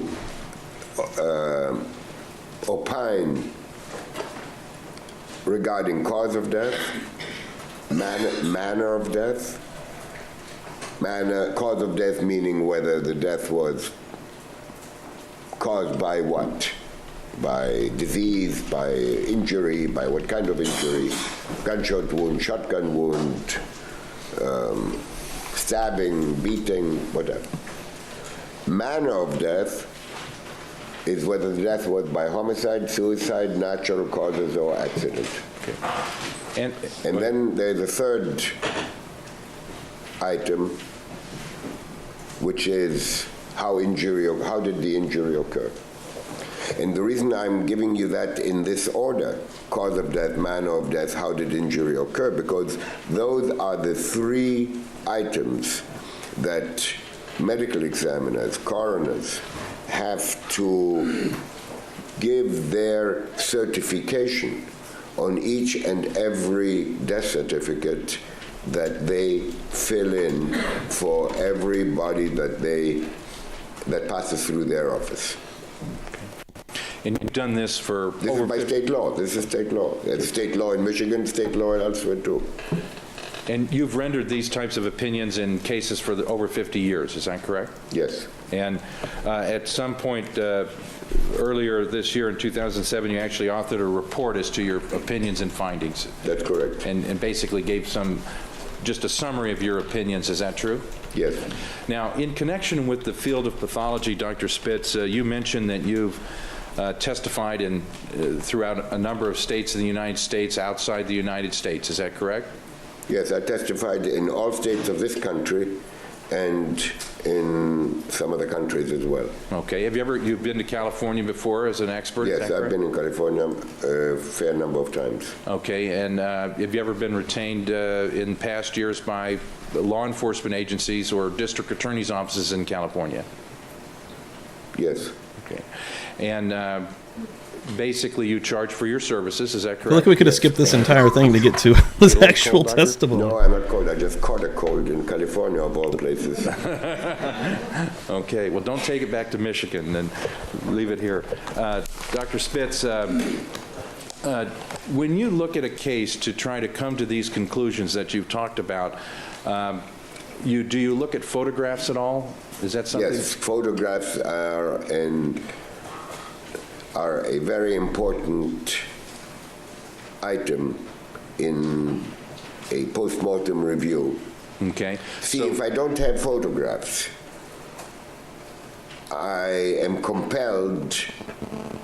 to formulate opinions based on written material, but I have no way of seeing.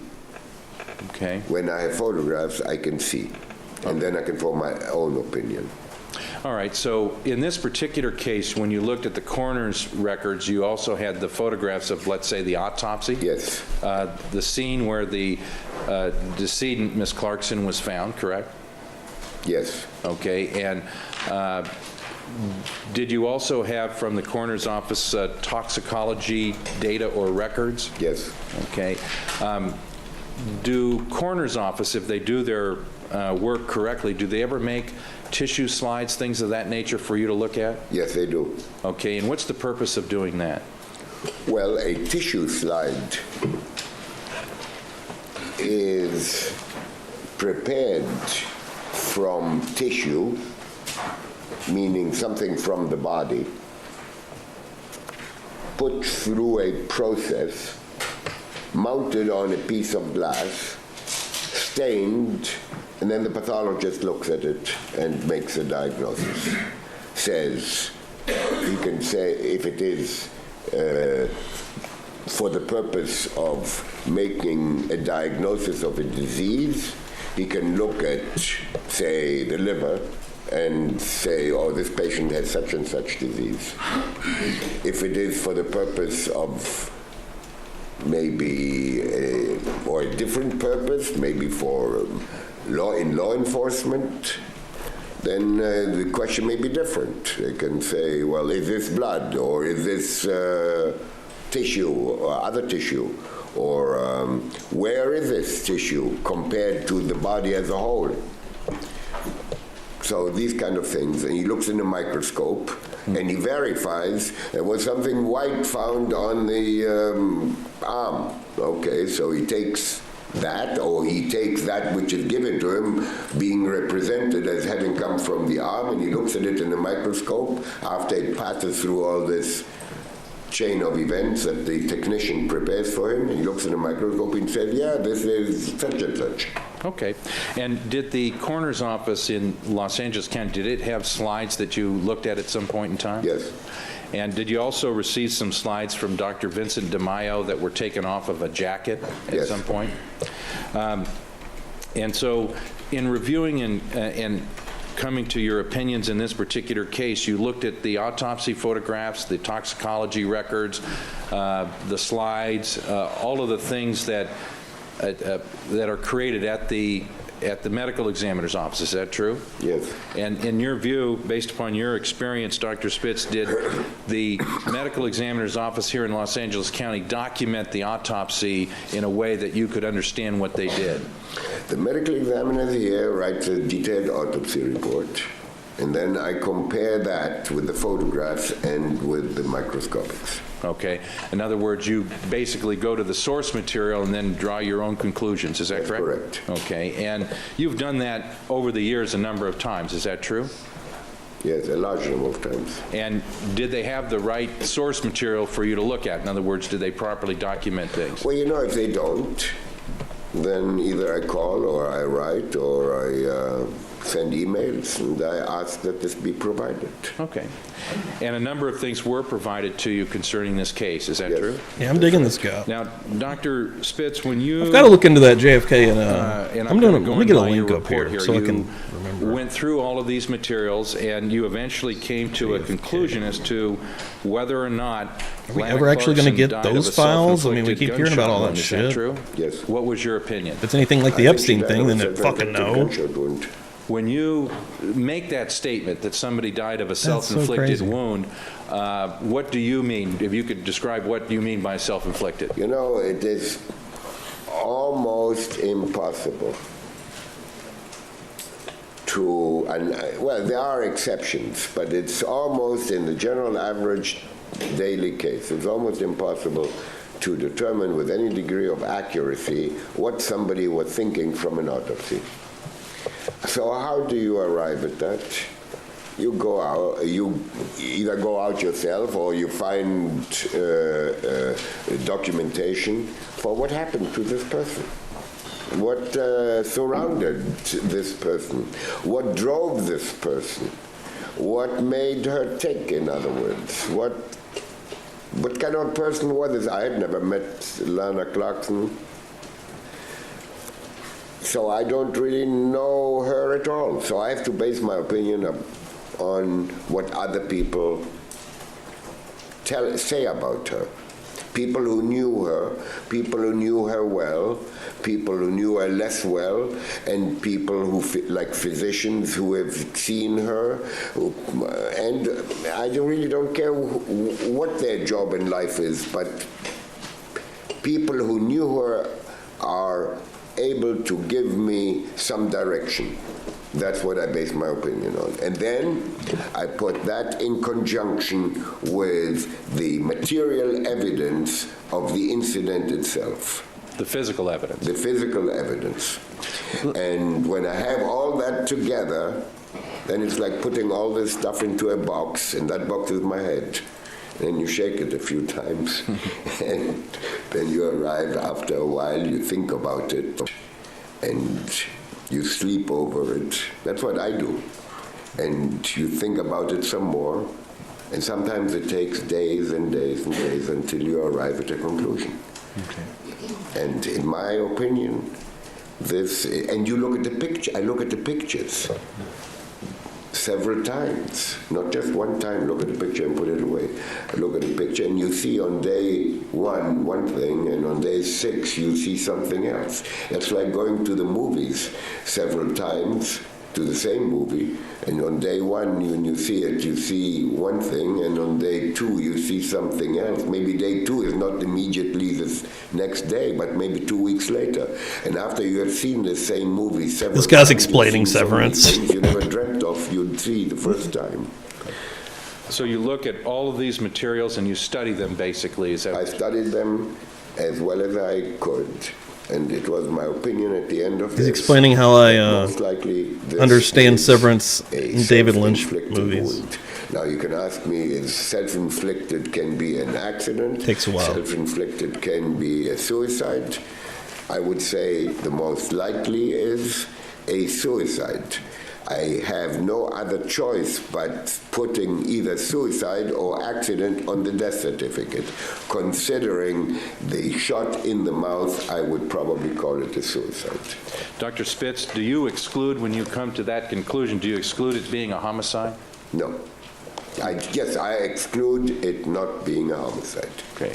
And did you take into consideration the investigative reports from the Sheriff's Department and things of that nature? I take into consideration all the documents that I reviewed, including the documents of the Sheriff's Office. And their crime laboratory from the Sheriff's And Department? their crime laboratory, and the autopsy, and the circumstances as presented to me, both in the investigators' reports and in the report that Dr. Pena put together when he went to the scene and when he wrote his God, report. we spent so long with Now, Dr. Spitz, Pena. you were present when Dr. Weeks Pena testified and in this weeks. case, is that correct? Yes, I was present. Okay, so you He used to have heard his own emoji. testimony, and I take it from what you're saying is that you disagree with his opinion that this was a homicide. You come to a different conclusion, correct? Yes, I do come to a different conclusion. And Get the I Cyber Bob. disagree Cybob. It's still in there. with his opinion. That's what I think call it it. was a hasty opinion. Okay. I think it was an opinion without due consideration. Object, Your Honor. This witness can't testify to what was in Dr. Pena's mind. He can testify whether he agrees or disagrees. Well, no, he can offer his opinion as to what, and you can cross-examine him. I'm going to allow him to make his statement. Go ahead.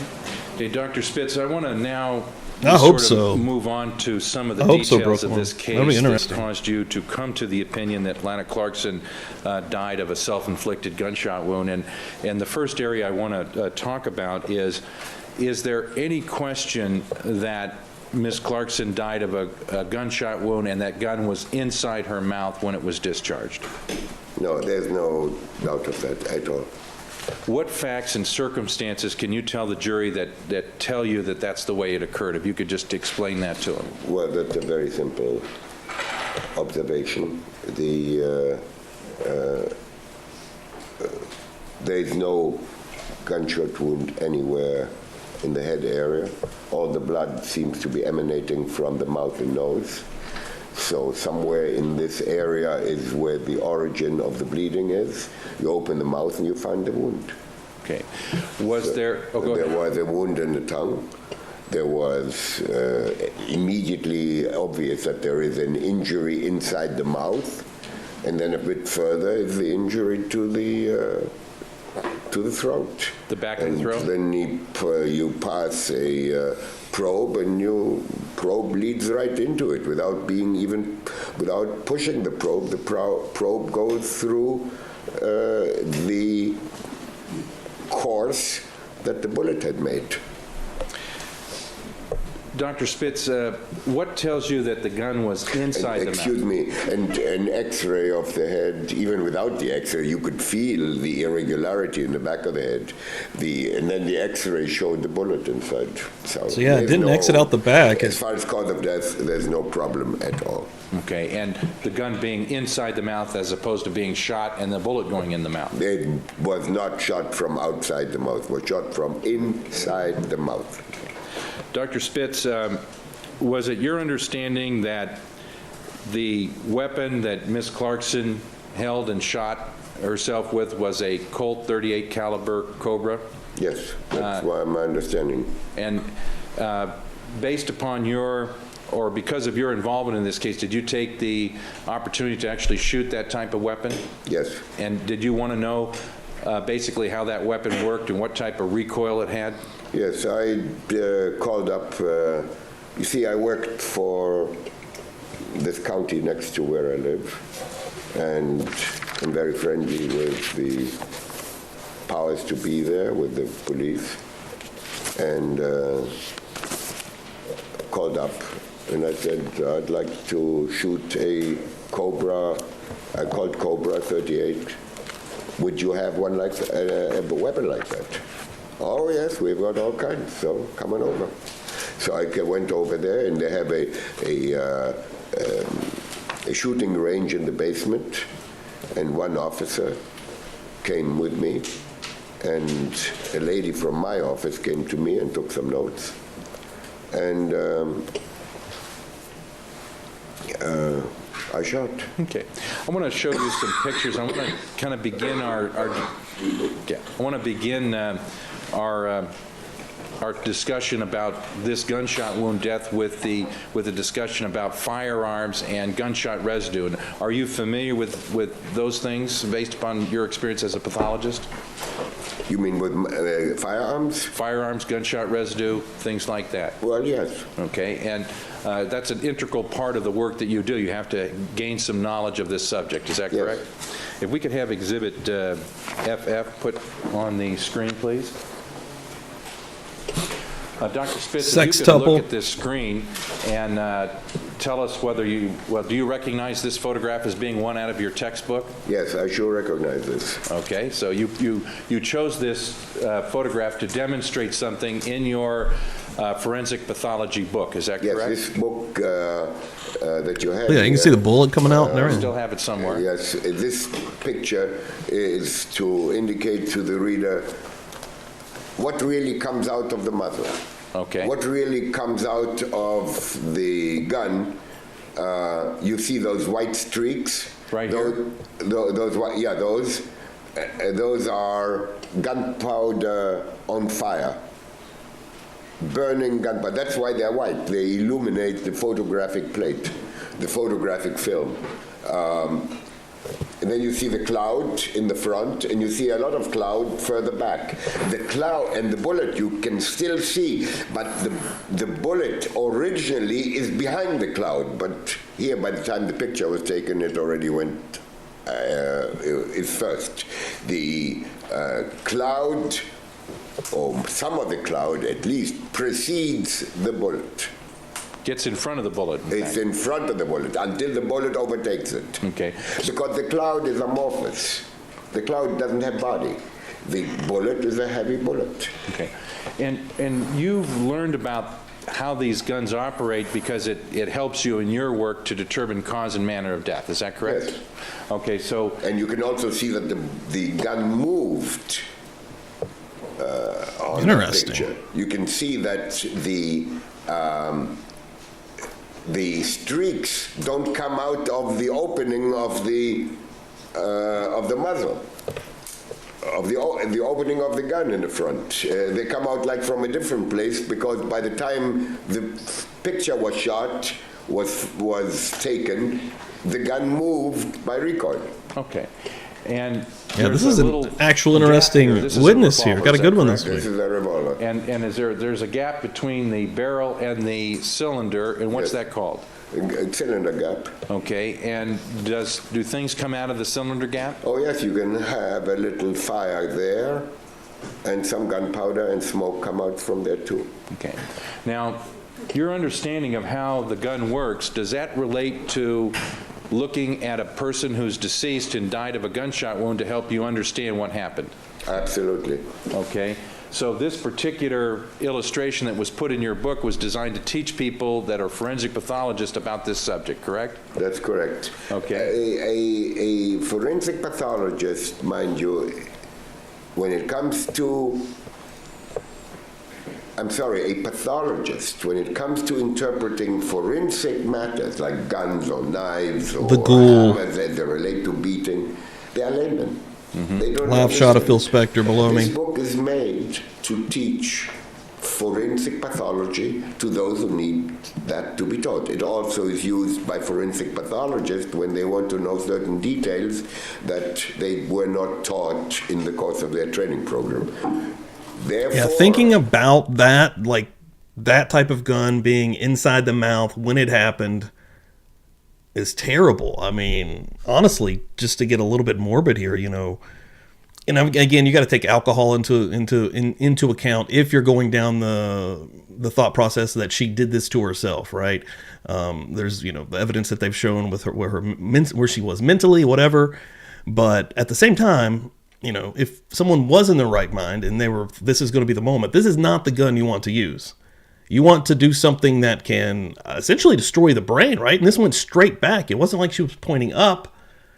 So yeah, I mean, you want something powerful and with a high enough caliber, again, that it will destroy the brain, if that's what you're doing or thinking. But again, she probably wouldn't be in her right mind anyways. That's, again, just kind of going down the avenue if she did this to herself, which the further we get down through this, I've toyed with both angles on here, and I enjoy folks in the chat that do it as well. But after all the testimony we've heard from all the different females that has been in the exact same position and situation with Phil Spector and what he's done with the guns, I mean, I personally think that he was fucking around, she wanted to go or whatever. That seems to be the case in every other story. They were getting their purse, and he's still trying to party, he's still trying to hang out. He tries to intimidate them with the gun. And this time maybe going a little bit too far, sticking inside the mouth, it goes off, however the fuck that happens. Again, intoxicated, you pull the trigger, meaning to or not. It's fucking crazy. This is a very important picture. Yeah, this type of gun is not the one you want to kill yourself with. Physician, a pathologist, what is implied when a shot is fired? Okay. I want to move now to Exhibit GG, and looks like another photograph, and it appears to be the same gun, just focusing on a different area. And does this focus on the person who was actually shooting the gun? This is showing that you get some of the gunpowder twirling back and seating itself on the hand of the shooter. And look at the smoke. Mm-hmm. How far over to the back the smoke goes. Okay. The smoke is loaded with debris, with gunpowder elements, and all that seats itself on the hand of the shooter. Okay. You can see it here very well. Okay, and some of these little sparks actually kind of go up and go back, and they go all over. They go back, they twirl back. It's like a frisbee. That would all be happening with inside of the mouth. Back towards you. Same mechanism. Okay, so when you teach, for example, if you're teaching either pathologists who want to become forensic pathologists, she definitely died in agony, dude. I don't think that she died quickly. That's correct. Or immediately. Let's say that. So why do you want to know about gunshot residue and how it gets deposited on people's hands? What's the reason for wanting to know that subject? Because the presence of these materials on the hand, on the garment, on the face, wherever, whatever is in close proximity, it allows you to tell. No, not yet. I'm going to end the show with a spin. Maybe after this, actually, here. Who may have been in proximity of the gun. Yeah, this has been a very Things like that interesting which are important. Okay. witness. Well, I'm going to ask now that a video be presented, and this is V to the 8th. It's a shooting demonstration, and I'm going to ask you to look at this video, and then I'll ask you some questions about it, Dr. Spitz. Okay, go. Hammer back. Take your finger off the trigger when you do that, please. That'd be horrific, CH. Can you pause it for a moment? Yeah, go.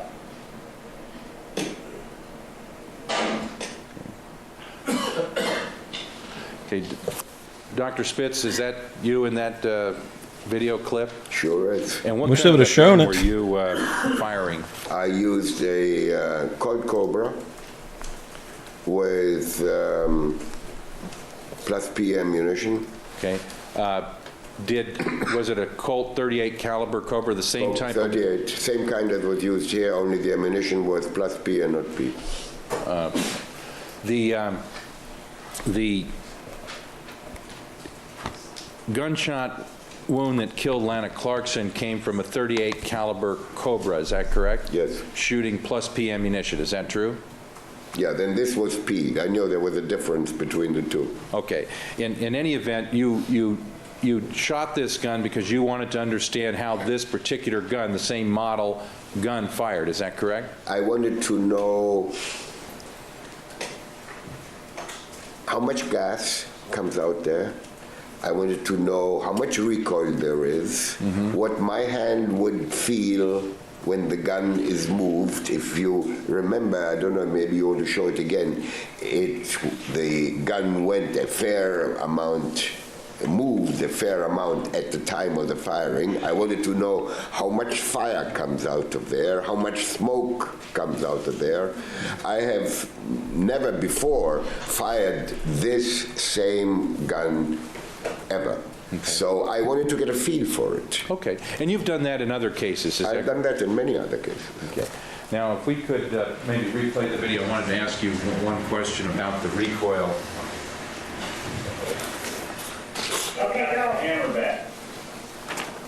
Take your finger off the trigger when you do that. That's the policeman talking.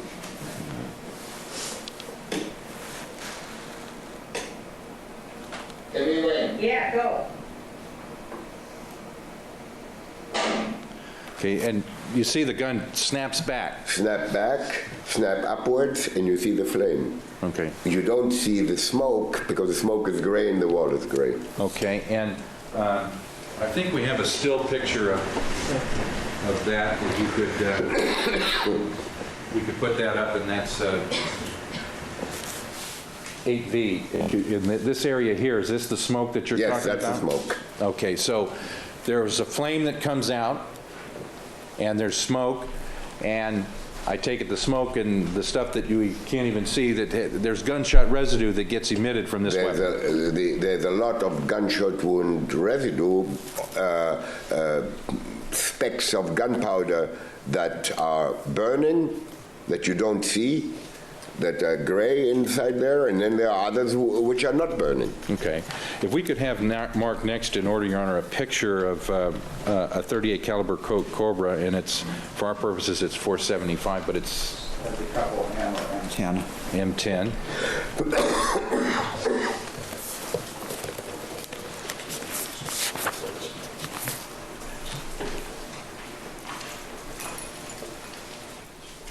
Do you recognize this photograph as being a picture of the weapon that you were firing in that video? Yes, that's the same weapon that I fired with a ruler to show the sizes. Okay. It's a And short barrel. And then the next one in order, Your Honor, would be tin couple N? N. Thank you, 10, N to the 10th, and it's 476.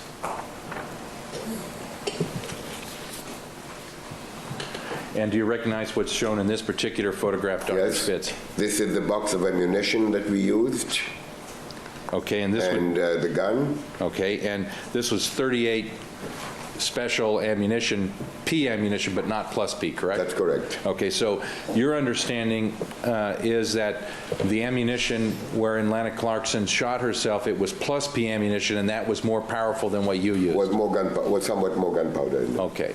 And you basically took this picture just to document what ammunition was being used?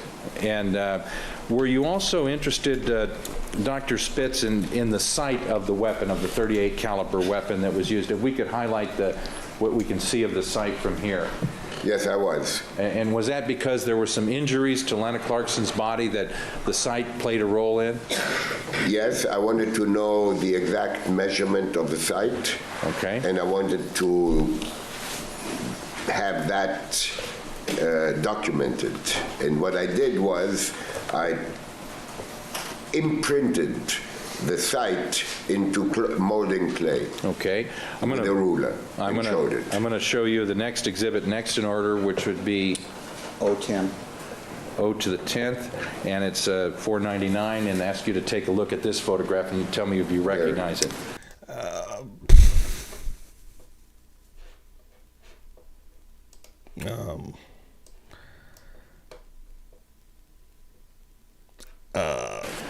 This is the molding clay that you just mentioned? This is molding clay. The crazy video on X. Several impressions in that Debating molding if I can clay. show it. And can you tell the jury what that is? Those are 3 impressions of the Morning, Debbie.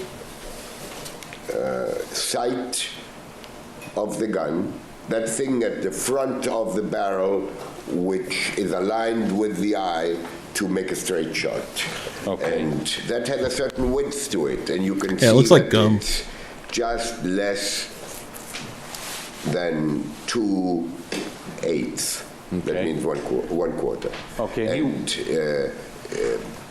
there are 3 impressions on this piece of molding clay. Okay, so you did that just so that you could understand the width of it, because that related to issues in the case, correct? Yes, that's correct. Okay, now the next one And in this order. was held frozen. It's still there.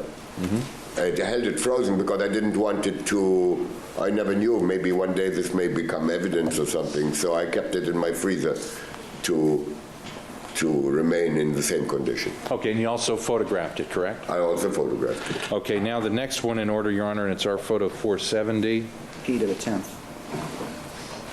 P to the 10th, P times 10. Is this also something that you did, that you wanted to see what the gunshot pattern was at 2 inches away or so? Yes, this was fired from 2 inches, and if you look sharply to the area, first of all, you see the tear in the paper. And then around the tear, you see all the deposit of gunpowder. Of course, some of the gunpowder went through the tear, as did a lot of black smoke. Okay, and would it be correct, Dr. Spitz, that this exhibit is a photograph of this paper when you shot the .38 caliber? In other words, it's with the same gun, the same type of weapon that was used by Miss Clarkson to shoot herself? Exactly. This is done as part of this whole series with the same gun that you saw earlier.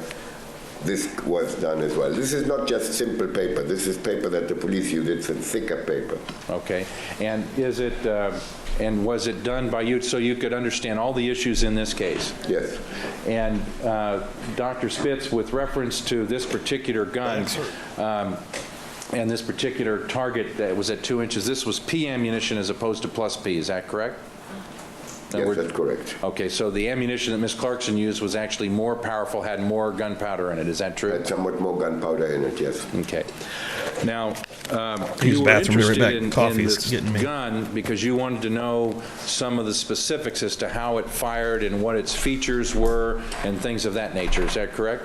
I wanted to know as much as I could know from this kind of experiment that took a total of an hour and a half, and the experience was certainly helpful in understanding how that works. Okay, because issues have been raised after the start of this case regarding the gun and where it was and Right. things. Okay. And you've done this type of work before, where you fire a weapon that's similar to one that's suspected, is that correct? Yes, I did that before. Okay. I did that before a large number of times. Okay. And do you think that's important for a medical examiner to do, to come to a thorough and accurate opinion as to what may have happened? Yes, I think it is important for a medical examiner to do that when questions arise. Most cases don't have that situation, but a large number do, and this is one of them. Okay. Dr. Spitz, when somebody fires a gun inside the mouth, can you describe for the jury what Don't forget, guys, we're going to effect that spin has this as far wheel as in the about gases and the explosion 7 that minutes. the bullet, when the bullet fires, creates? What are the dynamics of that? Objection, foundation. Sustain, you'll have to lay a foundation. Dr. Spitz, in the course of your experience, have you studied the way that firearms work? Yes, Have you gone to, have you educated yourself in that field? yes. Have you taught other pathologists how firearms are utilized or how they work? Objection, that's vague. I think just as a foundational question to get to whether or not he has the expertise to answer the question overruled. And I would interpose a second objection that it's overbroad. How guns, Well, how I don't know firearms whether work. Mr. Plord is going to follow up, so at this point, I'm going to overrule your objection. You may proceed. I forgot the question now, but I'll re-ask. Dr. Spitz, in the course of your work, you've fired many firearms, is that correct? Yes. You've actually worked with, you're knowledgeable in the field of ballistics, is that true? Let me Objection. I'm sorry, Dr. Spitz. Objection vague. Knowledgeable in the field of I ballistics. still believe these are foundational. If at the close of the questions, he has asked a question and you want to object, then that's the time to interpose an objection. Yes, Your Overruled. Honor. You may proceed. Do you have some knowledge in the field of ballistics? let me tell you what I used to do. Okay. Every year, we would have a new group of residents and fellows. They would spend from a few months to a year in our institution. Part of the training was to take them to the police department, firearms division, and attend how guns are taken apart, how they are put together, how you can do it without even looking in the dark. Some people learn to do that. What happens when you fire a gun. We did this kind of experiment almost on a daily basis, like here. How the targets that are achieved on paper and on cloth look different with different types of ammunition, with different types of guns, that kind of thing we did. And I would go with them every time. And we did that for years. So yes, I only got a week of this exposure every year, but I also Probably will be, privately honestly. when I encountered a case where I needed some more It's probably going to be something outlandish, too. information for my own edification. Like in this case, I would call up the police and say, look, can I come over and I'd like to try that. Okay. Now, Dr. Spitz, in your experience, you know what effect a gun has on a body, whether it's fired near a body or through a body. What you've seen that how many times? Gunfire on live people, I've seen thousands of times. I mean, I lived in, unfortunately, labeled the murder capital of the United States, and most of those deaths were by firearms. Okay, so you have some unique knowledge and experience in seeing what a gun does to a human body, is that correct? Yes, of course. Okay. I almost say unfortunately because I live in that community. Okay. Dr. Spitz, when a weapon is fired inside somebody's mouth, are you experienced in having seen that and what effect that has before? Yes, that is, it's not frequent, but it's also not unseen or terribly rare. Okay. And are you familiar with what effect that gun has once it's fired inside the mouth? Yes. Yo, Cammy, morning. Hope you're having a good Now, weekend. I think we sort of began this inquiry by starting out that when you fire a gun, once the bullet leaves the muzzle of the gun, if it's inside the mouth, is there anything that occurs that causes injury to the body if the gun is fired inside the mouth? When the gun is fired in the mouth, it's not really what, as far as the gun is concerned, and what comes out of the gun any different than when you fire it like here for me to photograph. You get burning gunpowder, you get unburned gunpowder particles, you get smoke, you get a bullet that comes out, you get a lot of pressure inside the oral cavity. Objection. No foundation for that last Sustained statement. as to the last Move to strike. opinion he offered. It is stricken. You need to lay a foundation for that. Okay, Dr. Spitz, when a gun is fired, does near a body, does it have an effect on a body? In other words, other than the bullet itself, can it have an effect?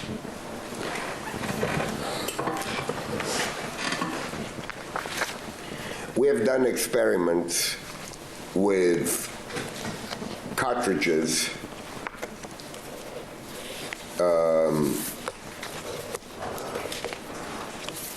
using cartridges without bullets, without missiles, I should say.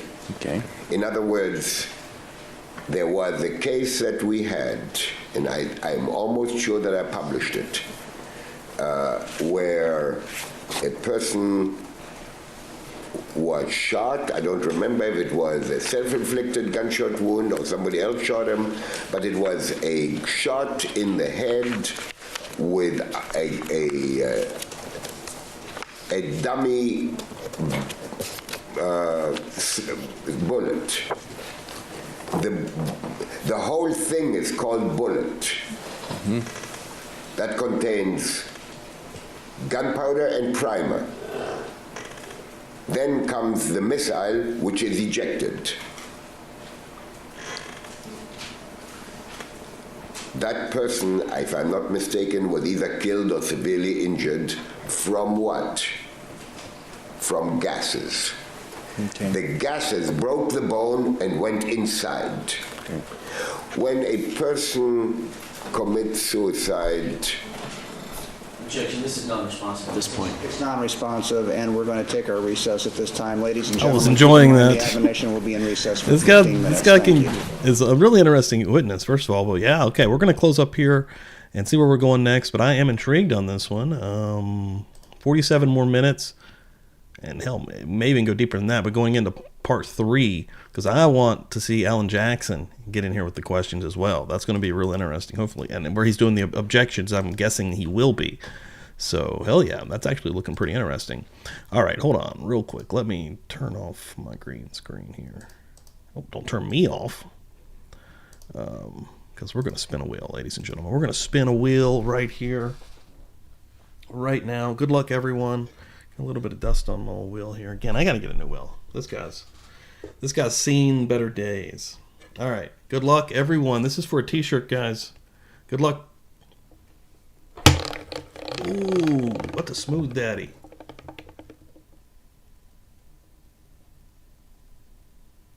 It's on that orange. Disney Nerd who came through here earlier. If she's still back there hiding out, holy shit. Winning a t-shirt. Disney Nerd, get with me. Pick out a shirt on publiclybuzz.com. There's a lot of really cool ones on there. And yeah, I need an Addy and a size. And yeah, we'll get you a Publicly Buzz Dank shirt. Hell yes, love that. OG around these parts as well.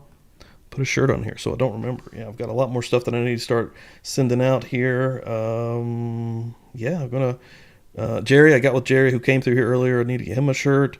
Then we're getting into a lot of the stickers and magnets that I've already been kind of sending out here. I've got Cammy's information here recently. Pokemon's got one coming. Laura. Sinead's got some stuff coming. Catgrow, and then Disney Nerd. So yeah, we're getting caught up here. And yeah, I'm going to keep on moving this stuff. Bob got his shirt, so hell yeah. We don't mess around. We don't mess around here in the Buzz Nation. I appreciate everyone for coming through here this morning again. We are trucking through the, hell yeah, still hanging out. Nice. Trucking through the Phil Spector murder trial. And hey, Ember, good morning. It gets interesting. All right, here. I don't even know if I can read this. Life Artist. Oh, whoa, I don't even know how you did that font. That rules. Hell yeah. Well, I know, Ned. Hey, next time, hey, it won't be long until I get another shirt up on here also, okay? And of course, you know, we're always doing the keychains and the magnets and hell yeah. Y'all know what's up. But yeah, next time you should see me will be Tuesday night. I'm not exactly sure what I'm doing. I'm going to get with Bob. I want to get Bob on this week just to literally shoot the shit. The last time we were on here, we were just talking anything and everything. True crime and not. So I'm going to get him back on here to literally have a shoot the shit session and get into anything that crops up, which, you know, there's a lot of stuff going on in the true crime world as we speak. So, and then Friday, I'm going to get with Joe Schmo if he's down, if he's still cool with it, if he's got the time. He's been doing a lot of cool interviews and stuff here on YouTube, and I'm going to see if I can get him on here to then come over to Kick Friday night with Lisa, with Miss Shorty. We had a great time watching The People Under the Stairs, absolute wild one, and I did get that one recorded, so that one will be hitting Patreon if you did miss it. But yeah, if you're not membered up, make sure you get membered up. So I do plan on, when I hang out and do some of these sessions, maybe even this one with Bob, there's going to be a point in that episode, probably later in the last 30 minutes or so of that episode, I'm going to switch it over to members only. I'm going to give members only a little something special with some of these shows that I'm going to be having coming up. But yeah, everyone, thank y'all so much. Hopefully have a great rest of your Sunday. I'm going to try to get back down into the studio. We'll see how that goes. And yeah, man, we're going to keep growing this thing and keep doing it. Oh yeah, thanks. It's easy. Just search YouTube fonts. Miss Shorty actually taught me. Oh, interesting. Cool. I have to look at that. That's really cool. I like that. I'll see it randomly, and I'm like, how the hell did they get so damn fancy? And Life Artist, it already fits. So, let me see here. Yeah, everybody, thank y'all so much. I don't think I'm missing anything. Yeah, have a great day. I'll see you Tuesday. Let's kick this week's ass. How about that? Boom.